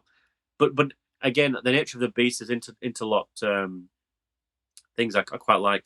However, I do think it's interesting, and Christ, I can't believe I'm actually going to like, try to defend this. I'm not going to, I'm not going to consciously defend this, but it is an interesting discussion about where that place is in the world now and how that you could probably say that is it neo soul? That's what they call it, don't they? Yeah.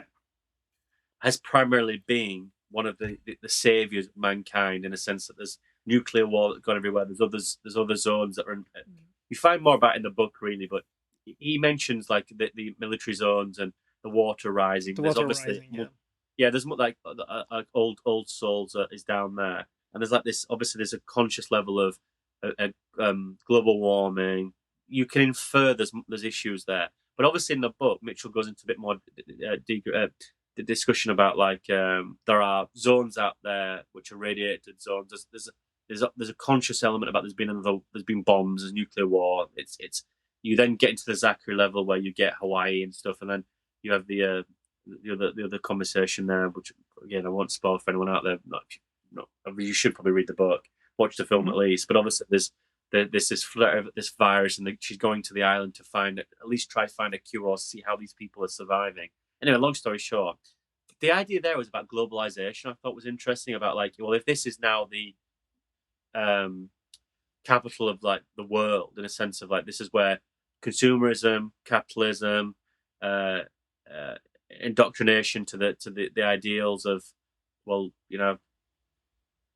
classism and stuff like that. It would be interesting that there'd be the hierarchy would choose from the Western world to the Eastern world. I thought it was an interesting conversation about mixed race stuff, about integration, about and stuff like that. If that was the ideal they were going for, I can somewhat accept that. But there's also then that question that you mentioned about execution, still very iffy. Don't get me wrong. The example I'm bringing up is like the globalization about bringing in what's a foreigner, or does that even matter then? Or the integration of a lot more Western society in Eastern society, and the idea of how people will then therefore look with these two races coming together, if it's a sanctuary, if it's not, go on, so forth, so on and so forth. That's all well and said. I think it's probably better represented in the book. However, I do think the execution in the film doesn't sort of go into that detail because we're in such a violent rush. There's very much a lack of conscious acknowledgement of what that could mean, and therefore the implication about this actors playing Asian characters or not from Asian heritage, or even just literally being Asian, then becomes really iffy and really sort of uncomfortable. And I think it's one element where I think, looking back, it has not aged particularly well. That being said, would not be done today, Right. which would be far more thankful.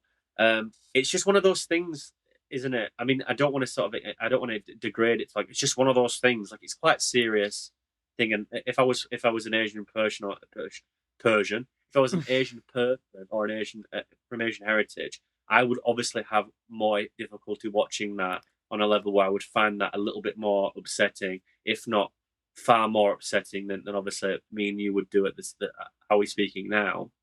Yeah. So granted towards that, we're not taking anything away. But if from not my point of view, but just from the context of seeing it here, it's one of those things where you look at 2012 and it's one of the things you just leave in the past. But unfortunately, it's captured within the zeitgeist of a film such as this. It's sort of inescapable. But it's a sum of its parts, like you said. You can't have it without, and how it's been orchestrated leaves it up very much for. It has to be said as well.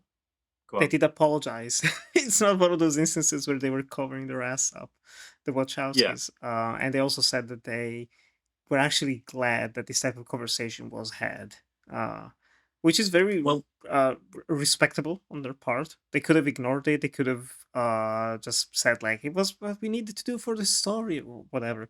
But no, they were very serious, respectful about that. And I think they paid their dues. No, it's not the right term, paying their dues. Maybe they made up for it. Sorry, they made up for it with not only Jupiter Ascending, but I think especially when we get with Sense8 and Matrix Resurrection, also with like Asian actors and more respectful portrayals of like Korea, especially in Sense8. I think they definitely they accepted their mistake. This is also a subject matter that's followed them for quite a few times. Like, not to derail the conversation here, but there's always been that back weird dialogue of the Sophia Stewart Matrix film and the Terminator film that Warner Brothers ripped off, and the Wachowskis ripped her off, and she never for it. She's the original screenplay, right? Which is absolute bullshit. But the question always remains when you read about the potential casting of Jet Li in The Matrix Reloaded, and Warner Brothers had asked to photo or document his martial arts style, and then therefore technically own it. And Jet Li was like, no. And then they got the actor to play Seraph. Sorry, that's how I pronounce it, isn't it? Yeah, it is, isn't it? You're a fan. You're the Matrix fan. I knew you were gonna say that. I've just set myself up for fail there. Yeah. So there we go. Get my handcuffs on. But no, Seraph, I think it's pronounced. I'm probably wrong there. That's always dogged them in a way of like, well, you were documented a martial artist and the Wachowskis were doing it. No, Warner Brothers, excuse me, I was almost projectile vomited them when I would defend them. No, I'm joking. Never again. Never again. But I've always felt like and again, this might be me admiring to the woke mob, but the fact that these are two trans filmmakers, I always think that they're so easy targets because of, like, there's this ideal of like, well, you know, they're just easy, you know, trap the two trans women, like, fuck them, you know, let's not go after fucking genuine horrible people in the industry. Let's fucking go for two easy targets because of trans women. I generally do believe that. I'm sorry, like, if I'm a part of the woke mob, sign me up. But I tend to You're in believe good that. I think, company with this podcast. yeah, yeah, well, thank you. But thank you for that. But we're always in safe places anyway. Don't get me wrong. Like, I'm not. You probably look at me and think like, oh, Jack's a little bit, you know, gotta be careful with Jack because he's, you know, like, no, like, I'm very much like creed, race, gender. It doesn't like my friend. You're my friend. Like, great. I'm You're not that. blind. You're a blind man. Yeah, I don't see color. Like, I'm not like that. Like, but to me, like, as a trans filmmaker, like, why don't we just celebrate that sort of shit? Like, I just think, granted, they're not really wanting to be trans first, want to be filmmakers first, and you've got to really appreciate that. And it's a very difficult environment, I imagine, to be in. I know we're going over old ground, so I'll go back to what I was on about. But it was interesting that dialogue always comes back to them about, well, they wanted to cast Jet Li and they wanted to document all of his fight moves and then own it. Do you really think Lana and Lily Wachowski were going to be able to do that? Or do you not think it was a conglomerate that Warner Brothers were more interested in doing it? Like, do you think like the Wachowskis was doing on a side hustle and then selling it on Yeah. what a naive and ignorant approach. And then looking about how Warner Brothers have conducted themselves recently with the Wachowskis themselves, but also as a conglomerate within how they've done HBO and then rights and then not, you know, taking things off and then not paid other stuff and then the Looney Tunes thing. Are we seriously not thinking that it's not a conglomerate production at this production house that might be the villain and not just two people who wanted to cast someone who they appreciated with the Hong Kong action based filmographer such as Jet Li, who would have brought a mass audience to that film, being a direct influence of the Hong Kong films of the 90s and Chow Yun Fat. It just, to me, like, the Wachowskis get such a bad rep based on the fact that they're essentially easy targets, probably because they don't answer back. Which is something commendable, to be honest. Yeah, it should stay like that. like I know Lily Wachowski has Twitter, and I know she occasionally posts, but it's not a lot political, and so it should be. But I think it's interesting that you know, I don't look. I'm not going to bring you up into this because this is your own story, and I have to stop doing this and a lot because I feel like I'm speaking for people's transness, and that's not right of me. Like, but I just want to mention a few things about it. That I think that they came out at a time where that was really newfound stuff in the modern light. Granted, it's always been a thing, but it's never been such in a way of being like so in the news or being just like social pop culture news in a sense of like as personal it was for me. I got over it real quick. That's a filmmaker. They want to call themselves something else. I'm proud of them. I love them to pieces. Does not mean anything to me apart from that they want to be who they want to be, and that's an appreciation like that. Like, ends there, begins there. It's none of my business, nor it should be anyone else's. But in a time now, it feels such the pinnacle, the representation. It feels like they're stuck in a hard place because if you're a trans filmmaker now, I think that, and you're a filmmaker getting you're into a situation where in a place where you can be Lily and Lana Wachowski, not trans filmmaker. Mm-hmm. I think you've sort of made it, and I think you've also got to be aware that there's going to be people coming in now or coming through are going to see themselves as those type of filmmakers, and I think it should be really important to have really good representation. But you're also stuck in a hard place where I don't think you want to be put on a pedestal. They need to live their lives, like you know, they've missed so much of their life not being who they wanted to be. Who the fuck are we to suggest that they should be in the limelight? It's a very difficult dichotomy of wanting representation and feeling like, you know, Lana Wachowski going to the Matrix Resurrections premiere, I think is like, that's so common knowledge for every other director. That must have been horrific to do because you've got to put yourself out there and know that people are going to question who you are, on a Your visual every level. choice and everything you do Yeah, and and say. every single choice, like that, why they make the hair like that, like, and then you've got Lily Wachowski doing the GLAAD Awards a few years ago, like, it's time to get out there, and she was doing an interview again with Collide, and she mentioned this, like, it's Pride Month, I have to get myself out of there. I find that really commendable. Like, I don't want to fucking go out and do interviews with people. I made a conscious effort when this is ironic when I was younger. I didn't want to be on camera. I was adamant that if I was ever going to be a filmmaker or do this, you would not see me. And I've had issues like I don't really like the way I look. Like every fucking person does. Don't get me wrong. Well, poor me.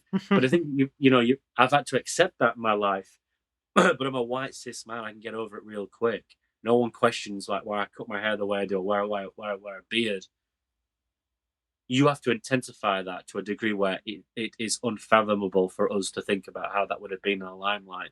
But again, having not to be represented on Twitter and stuff like that, by not being on those places of conversational, let's say, hand on heart, on dialogue, or quote unquote, should I say, you also there can't defend yourself, but then you Mhm. leave yourself open for these conversations, and it always comes back to like this, they did yellowface, and it's but you, like you said, Nick, like you mentioned, like they've come to terms with it, like they've accepted their apologies, and that Matrix thing always gets brought up, and it's like, I just find it painfully ignorant, and I just find it painfully, I'm gonna say it, I do find it just transphobic because it's two women who are not willing or don't want to engage with it, and so fucking right. I mean, you're off Twitter for a multitude of other issues. Can you imagine being on Twitter and people like going like, "Well, you're not a real human being." Like what? Like but even like queerness. I know like Carson. Like I've seen stuff on Carson's reviews where I found genuinely vile.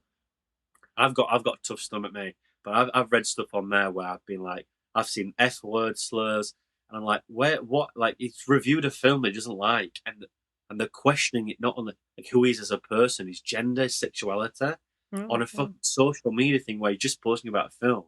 Can you I imagine think getting that? Sorry, I know I'm going on. I'm sorry. Go on.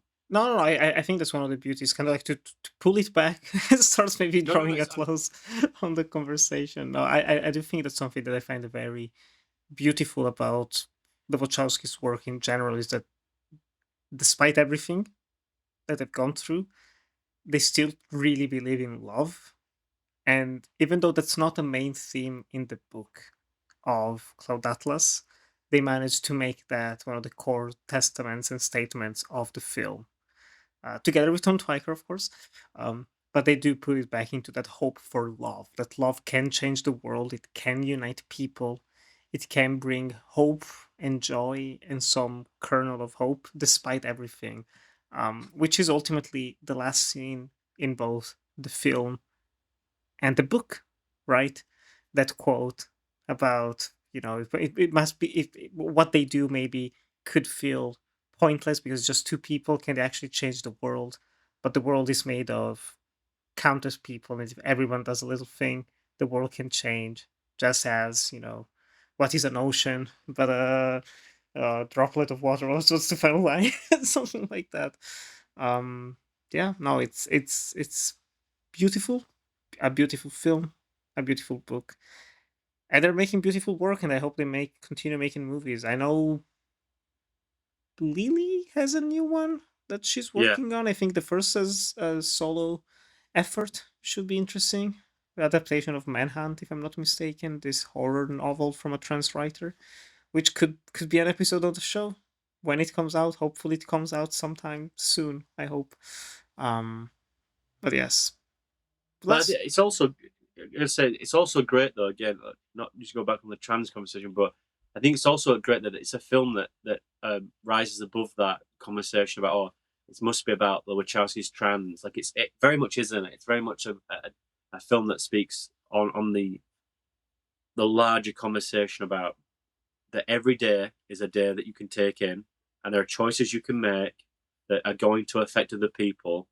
Have a resemblance of that fact. Engage with it, accept that, and going forward, Don't be take your own some. little island. Yeah, yeah, yeah, and don't. And I think there's also that feeling of like, don't be innate with your ego. I think there's a lot of conversation in this book where a lot of people choose to do things on their own with the repercussions affecting other people, Zachary, and you know, and hurting other people by making decisions like Frobisher with Sixsmith, and the repercussions of that, and there's a bitter irony there about how life rhymes. And I always, like you said, I always love that ending about like it's the beginning of the end of the beginning, you know, like it's like Mhm. that like a wonderful paradox of, you know, that lovely quote about what is a drop but an endless ocean. You know, it's a multitude. It's an ocean of multitude of drops. I know I butchered that. We both have. This, but there's a loving nature to that, knowing that that's the end, but the beginning of those two making the decision to step away from slavery, which at that time in context is obviously incredibly prevalent and incredibly enriching economically to these people, and choosing to do what they feel the right thing is to do, which in turn is the right thing to do, but also that then being the knock-on effect for other things in the future to get to Zachary's point where Zachary can meet this person and they can change things. And the book is interesting how that adapts it, because I found the book to be slightly a bit more bitter. I didn't know how you felt about it. I know we were Oh, with probably Zachary, yeah. yeah. That not only is the whole Zachary thing incredibly bitter in the sense that it feels like you're watching someone prosper who's being ignorant, nasty, but he's the ultimate villain in himself. That all these years later, that animosity is probably built up, and even he, after all this, after all the length of, again, having to in the brutalness of this world, still has to formulate these choices of life and death, and then is whisked away essentially to a future that's not known. But in the film, it's much more hopeful in the fact that they escape that, and they've got all these grandchildren, and she's the best thing that ever happened. Mhm. And it's the one very subtle, albeit principle, where the film, that's the Wachowskis. That has to be that. And I think if you were ever going to say about the Wachowskis' mentality and the hopefulness of what they brought forward, it's like the end of the Matrix Revolutions. There's that wonderful bit of a sky where things are changing, and it's that hopefulness that even though we've watched death, we've watched destruction, and we've watched the plane in front of us change its faces, and the whole setting and things have just totally been turned on its head. There's always going to be hope for the future. And I think that even going into the newfound territory is something that should be enlightening and also enriching. Which I Mhm. think if you're going to connect that with anything with the Wachowskis about their transitions, I think that's one of the probably main principles of it, that things are scary. Sometimes being who you are is not who you should be and who you want to be. And there are big steps in life, and if you take them, it might not be it might not be the step that you think is right, or it might not be the step that you think is in the right direction. But it's an evolution that's going forward that changes you for the better. And I think those small things where, again, taking that first small step in these stories, in this narrative, I think works wonders with them too, as filmmakers and personalities, in that the risk is always going to be the step. And I think that how it rings forward in the end with Zachary, it's sort of this rewarding feeling, but also this hopefulness of the future is bright. You just need to find that person or find the strength within you, and how that then goes forward takes care of itself. I think it's a really prosperous and rewarding, uplifting, slight change to the adaptation of the book. I didn't know how you felt, but it's one thing I noticed that I was like, oh shit, I not realize that until I watched the film again. Mhm. Couldn't quite remember how it ended with Zachary. Like I said, I don't watch this every week, but there was one thing where I was like, oh, that's such a Wachowskism, where I'm like, yes, 100%. Yeah. Yeah. yeah. Yeah. Yeah. That's And it wasn't beautifully, like beautifully put. it wasn't like the Orgy in Sense8, which also does the same thing. There's always this feeling of like the future is bright where we are now. The change is Mhm. difficult, but it's different, and it's engrossing. And it's needed. Yeah, And it's needed yeah. change. I thought it was really beautiful to witness. One of very few great decisions to change elements of the book. That actually worked for the better. Yeah. This leads me to one last question, then the question of the podcast. After this conversation, which version of Cloud Atlas do you prefer? Do you Oh my prefer the god. movie, the Wachowskis, or do you prefer the book by David Mitchell? I can go first if it Um, helps. I didn't think this would be so. I would still be so stuck on this. From what I've spoke about, I think the book is interesting to a degree where it's a creative force having fun with something, but I still find that the how it's perceived and its articulation is very difficult at times to engage with.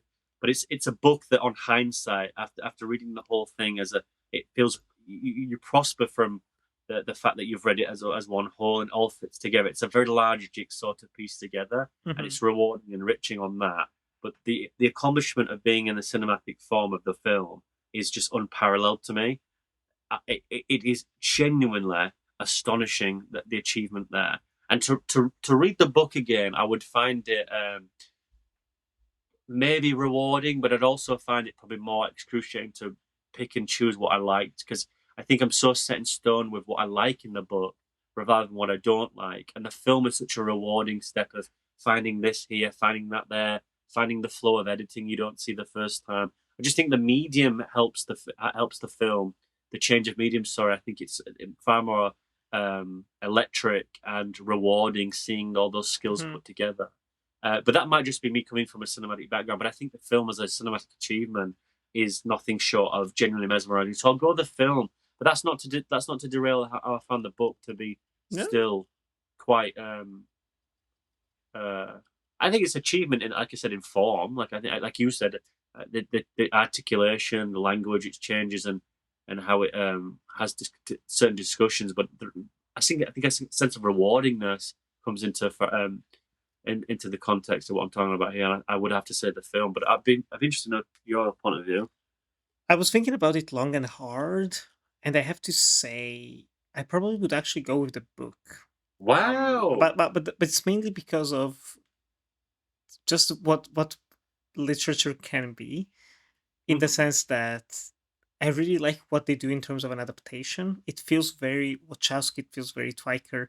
It does have it they do focus on those primary elements of the hopefulness and the love and the connection amidst everything that Mitchell touches upon, which is a lot. It's a very dense book and it's a lot happening thematically and content wise. But because of that, I feel like there is so much more room to breathe, which again makes sense. The book can afford that. They can afford to have all those characters in the second story that the film just doesn't have the time for or the need for. And that's why I still think the film is excellent. I think they did an impressive job writing it in such a way where they found like what's actually needed for each story. What do we need for the point that we're going towards? Like we want to give people hope. We want to leave them feeling fulfilled and joyful and happy after this movie. How do we get there? So we don't need all of this like fat that's in the book, but the book just felt more special in that way. I kind of like the structure of it all, and like you mentioned, just looking back at it, I think if we had this conversation 2 days after I finished the book, it would feel different. I would probably go for Okay. the movie, Wow. honestly. But it's been almost a month at this point since I read it, and yeah, no, I've been thinking about it and thinking about certain passages and the characters, what each story means, and honestly, just for the way that the Letter from Segelheim story is written, which is much more detailed with more characters and just more happening in it, that I found very beautiful. I think just for that alone, I have to go for the for the book. Hey, you being as affected with literature in general, reading this and having this conversation, I like at least for the last month, with the book and how you've come to that conclusion. Are you more propelled to read more David Mitchell? Then is that something that you're I going would to love to. explore? I would love to. I've talked to a couple of people who have read more of his works, and they would recommend them. They're nowhere near as ambitious as Cloud Atlas, which is also funny because he himself doesn't consider it ambitious. He said if it Mhm. were just like 6 short stories, one after the other, it wouldn't be that seen as this like brilliant book, but just a simple copy paste, on Word, change everything. Um, but yeah, no, I want to read more from him. I think that's one of the things that I really like about doing this podcast is not so much like it's using like starting from film. Film is a medium we love, and it's easier to consume. Using that as an excuse to read a book that might make me discover a new author. I mentioned Sartre, mentioned Martin Amis with The Zone of Interest. There's also those writers where, because of the podcast, ended up reading more of them and love them. So probably, yeah. Would you like to read more, Mitchell? I've been in up in arms of this. I've had this discussion internally. I'm in two moods about this because I found this rewarding in its little echo chamber. Mm, Little echo chamber. Sorry, like I've it being the two dichotomies of the book and the film, and I've really engaged with that because I've loved to sort of read the book as just in general to explore it, but also then pick and choose and cross reference a lot of what we've done here. I found it so rewarding on that basis of mirroring the both things. I would probably find it slightly more difficult in a an environment of just trying to read another David Mitchell book without doing this, because this particularly quality of it all, I think it was far more enriching because I found myself like looking at things and be like, oh my god, like I love how they've done that. Like I loved reading the Frobisher thing, like you said, and finding more detail there and being enamored with it and be like, oh my god, like this is a lot better than the film. Like I was not going into that with that with that feeling, and then getting to Somni and feeling the opposite. I was like, it was definitely rewarding in that sense of doing this little project again. Like, thank you very much for having me on because I wouldn't have seen this without that. And having that, I thought it was really fun to. I thought it was really fun to have that in my personal life in my car, just like being able to have some like. I know I'm going on with this, but it was just really rewarding, and enriching to have this sort of fun in my car and pick and choose and cross mm. reference. And I found it like it just sounds really sad, but it was so fun and really interesting. I know it sounds like a fucking like year six school gives. It was really fun and interesting. Like, No, no, no. I'm But not I'm glad. I'm glad I get it. yeah, I'm trying not to use a really big vocab here, but there was just something really rewarding about looking at something and then seeing how my two favorite creators in this medium I adore choose what felt like worked and what didn't, and in its own small project in itself, I just thought it was really fun. Separating that, I don't know about David Mitchell because reading this outside of that, I think I would probably have had a little bit a far more less rewarding experience. I would have found them interesting to read, but how it's articulated would have been one big step for me. And another sense is that flow we talked about again. And I think that's the one thing that, without the added context of sort of knowing what's next, how he ruins certain things, I just don't think that would have been. It would have been very much anticlimactic and difficult to engage with that subject, with the stop and starts and then getting to Somni and be like it wouldn't be rewarding without the film, what I'm trying to get to. And I Yeah, think yeah, yeah. reading something else, it'd be very fascinating to know what else he's done. I'll probably look at certain Goodreads after this and see what And else he's got on see the what's score. popular, see what people love, and just Yeah, start from exactly. And there. there'll be something there in the long run. Like I said, I'll be waiting for you to recommend something to me. So no, I'm hoping you do, and be like, oh, Hopefully. um, but it's not something I have on the horizon. I don't think there's so much I want to read next. I'm gonna. it's a Well, limitless that's trove. that in first world issue. That's welcome to the film. Watch the letterbox. I know you like have this consciousness of like trying to get that bastard down. For me, it's never gonna It never happen though. does. It never does. I think There's I've too almost much good stuff to surpassed. read, but going back to the point, this is why it was so rewarding to do this of you recommending it. I'm like, I was so glad that I could watch this back and forth with an excuse, let's say, and Mhm. just turned into be a really profitable experience for me, which is sort of invigorating my way of reading. And then and looking at the film and doing the adaptation in my head as well. I've been watching the Sin City stuff and obviously Twilight. it's been really fun, and I don't want to be that jerk or that the British term, that wanker who's like the book is better. But having read like The Kid Stays in the Picture by Robert Evans, I have to say that like the book for the most part is better. Like I am a staunch believer of like the detail in the writing, certain things is just so much more rewarding. But it's only on very few occasions where that's not true. Kid Stays in the And it Picture, happens. Twilight. It But happens. this was a tough one on both fronts. But no, like rewarding is the definitive word I would use of this exercise. So thank you very much for having me on. I've genuinely really enjoyed. I've been wanting to do this and to talk about this for a long time because it's a film like it doesn't really get a conversation. I feel like the book doesn't as well. Do you feel the same? It feels like it's lost in time almost. I'm not necessarily like I'm just not so much into book clubs conversations. I think the fact that it is included in many best books of the century so far lists means it has its own success. It has a lot of Yeah. people on Goodreads as well. I would say the film is still one that has like many people that I talk to barely remember it coming out. They just if they do, it's usually like, oh yeah, like people didn't really like it, right? But I think it's very different from something like After Earth, for instance, which Oh, has a similar vibe to it. I remember back in the day for something about it, just like there's some sci-fi and like famous actors doing voices. Like sure, why, whatever. But I think it's due a reevaluation, and I think they pair nicely together. I think if I one is agree. able to read the book and watch the film in whichever order they prefer, absolutely they They should do it. they both respect each other. I found as well. It Yeah, doesn't feel like compliment. a Yeah. Kubrick adaptation, does it? Where it takes the bones and meat of something and totally cannibalizes it. This Hmm. feels respectful to the book. The book still has its own ownness to it. Mitchell's quite responsive to the film and the work. Obviously, having a relationship with Lana Wachowski further, it feels like the one of um, an adaptation that feels like, I know it's a strange word, but like respectful, I suppose. Like Yeah, there's yeah, yeah. It is.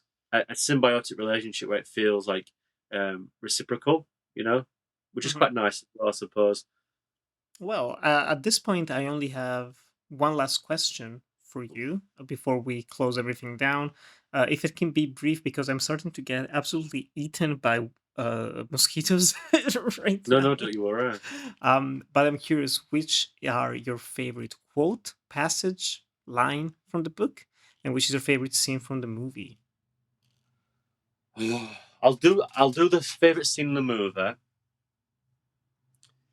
Oh my god. Too many to choose from.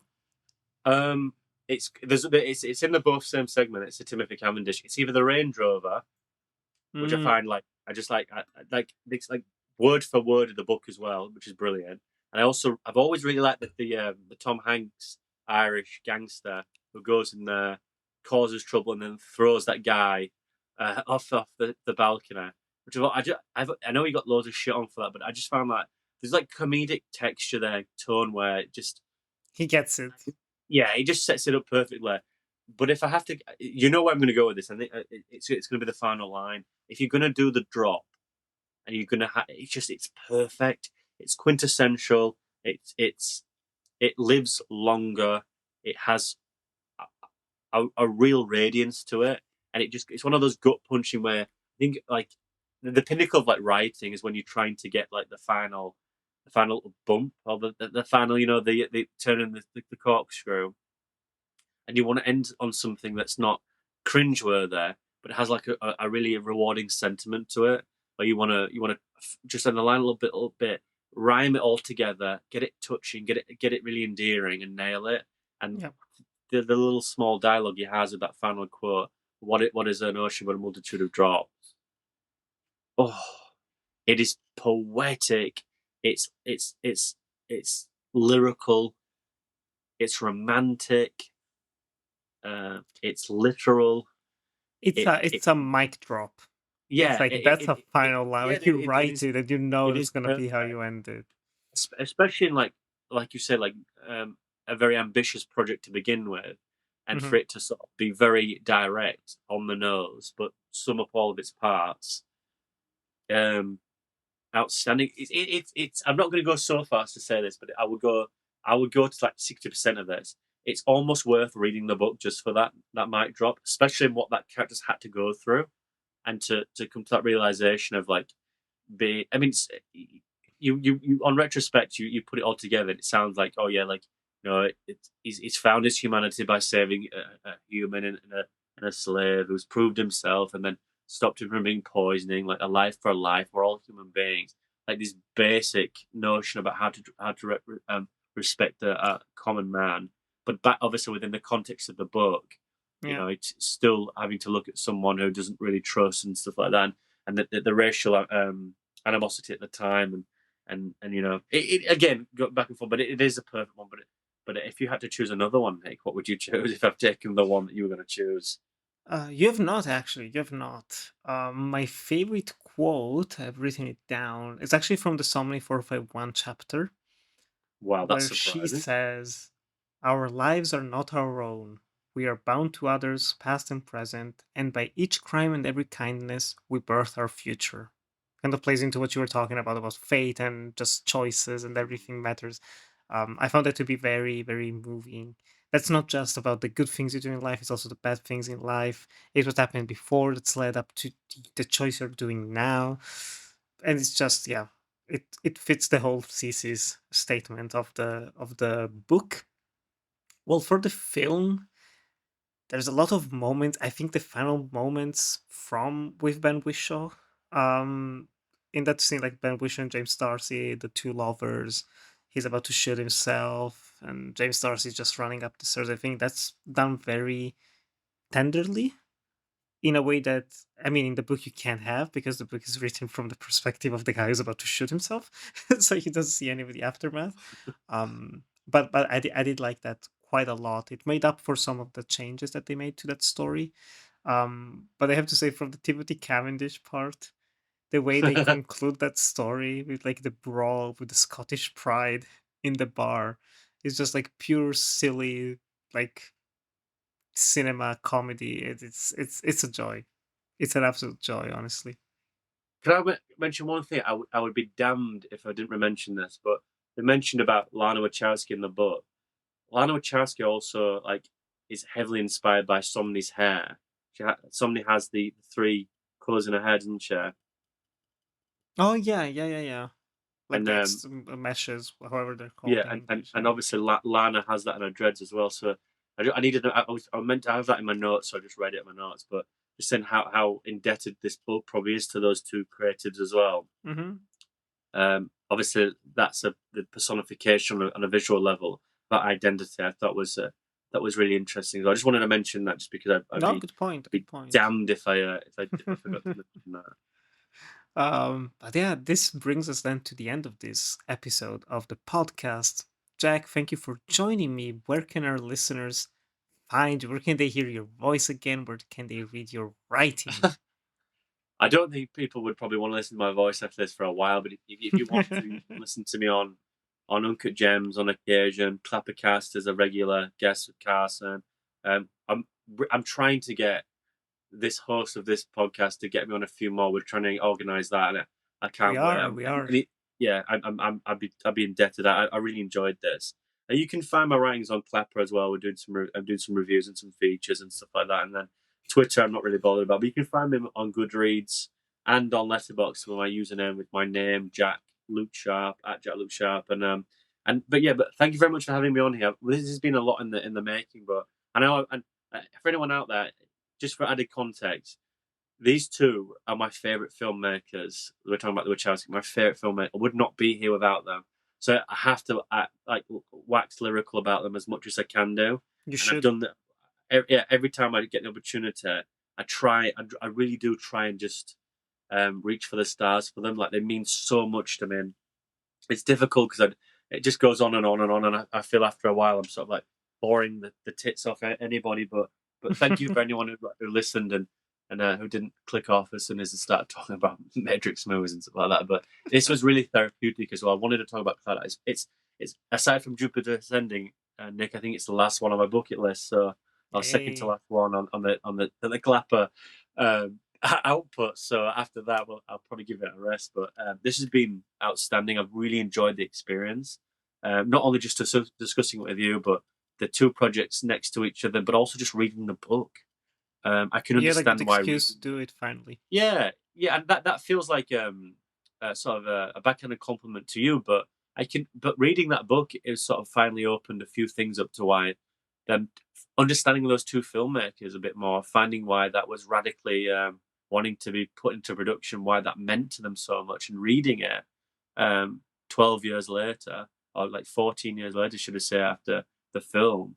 Um, it's just that added a little bit of context that sort of edges that circle to be more and more um, filled up. So thank you very much for inviting me on. I'm not saying this to blow smoke up your ass. I know, I've really enjoyed this. I appreciate I would it. do this in my spare time, just talking chat with you anyway. But this has been really endearing to me. And I found this both quite an emotional roller coaster reading that book, but also deeply informative and